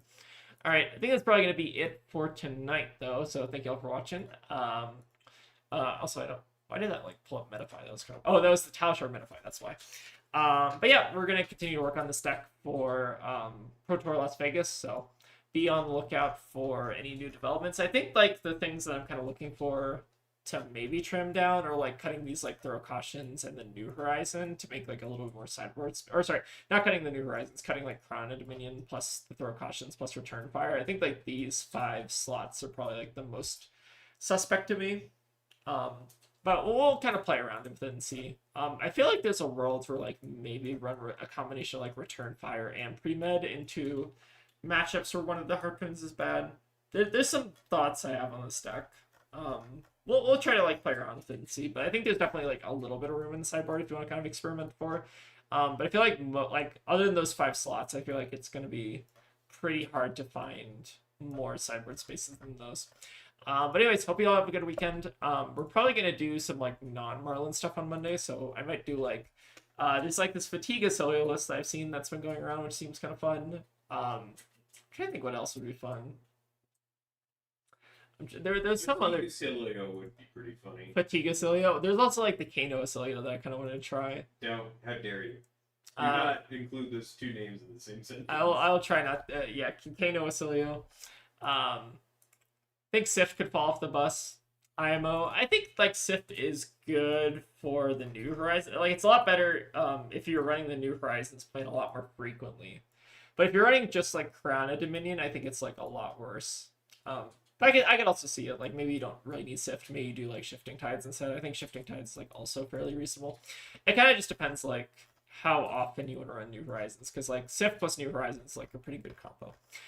Anyways, thank you all for stopping by. Hope you all enjoyed. I'm gonna go take a break here, and I'll see y'all on Monday for some other stuff. So, hope you all have a good weekend.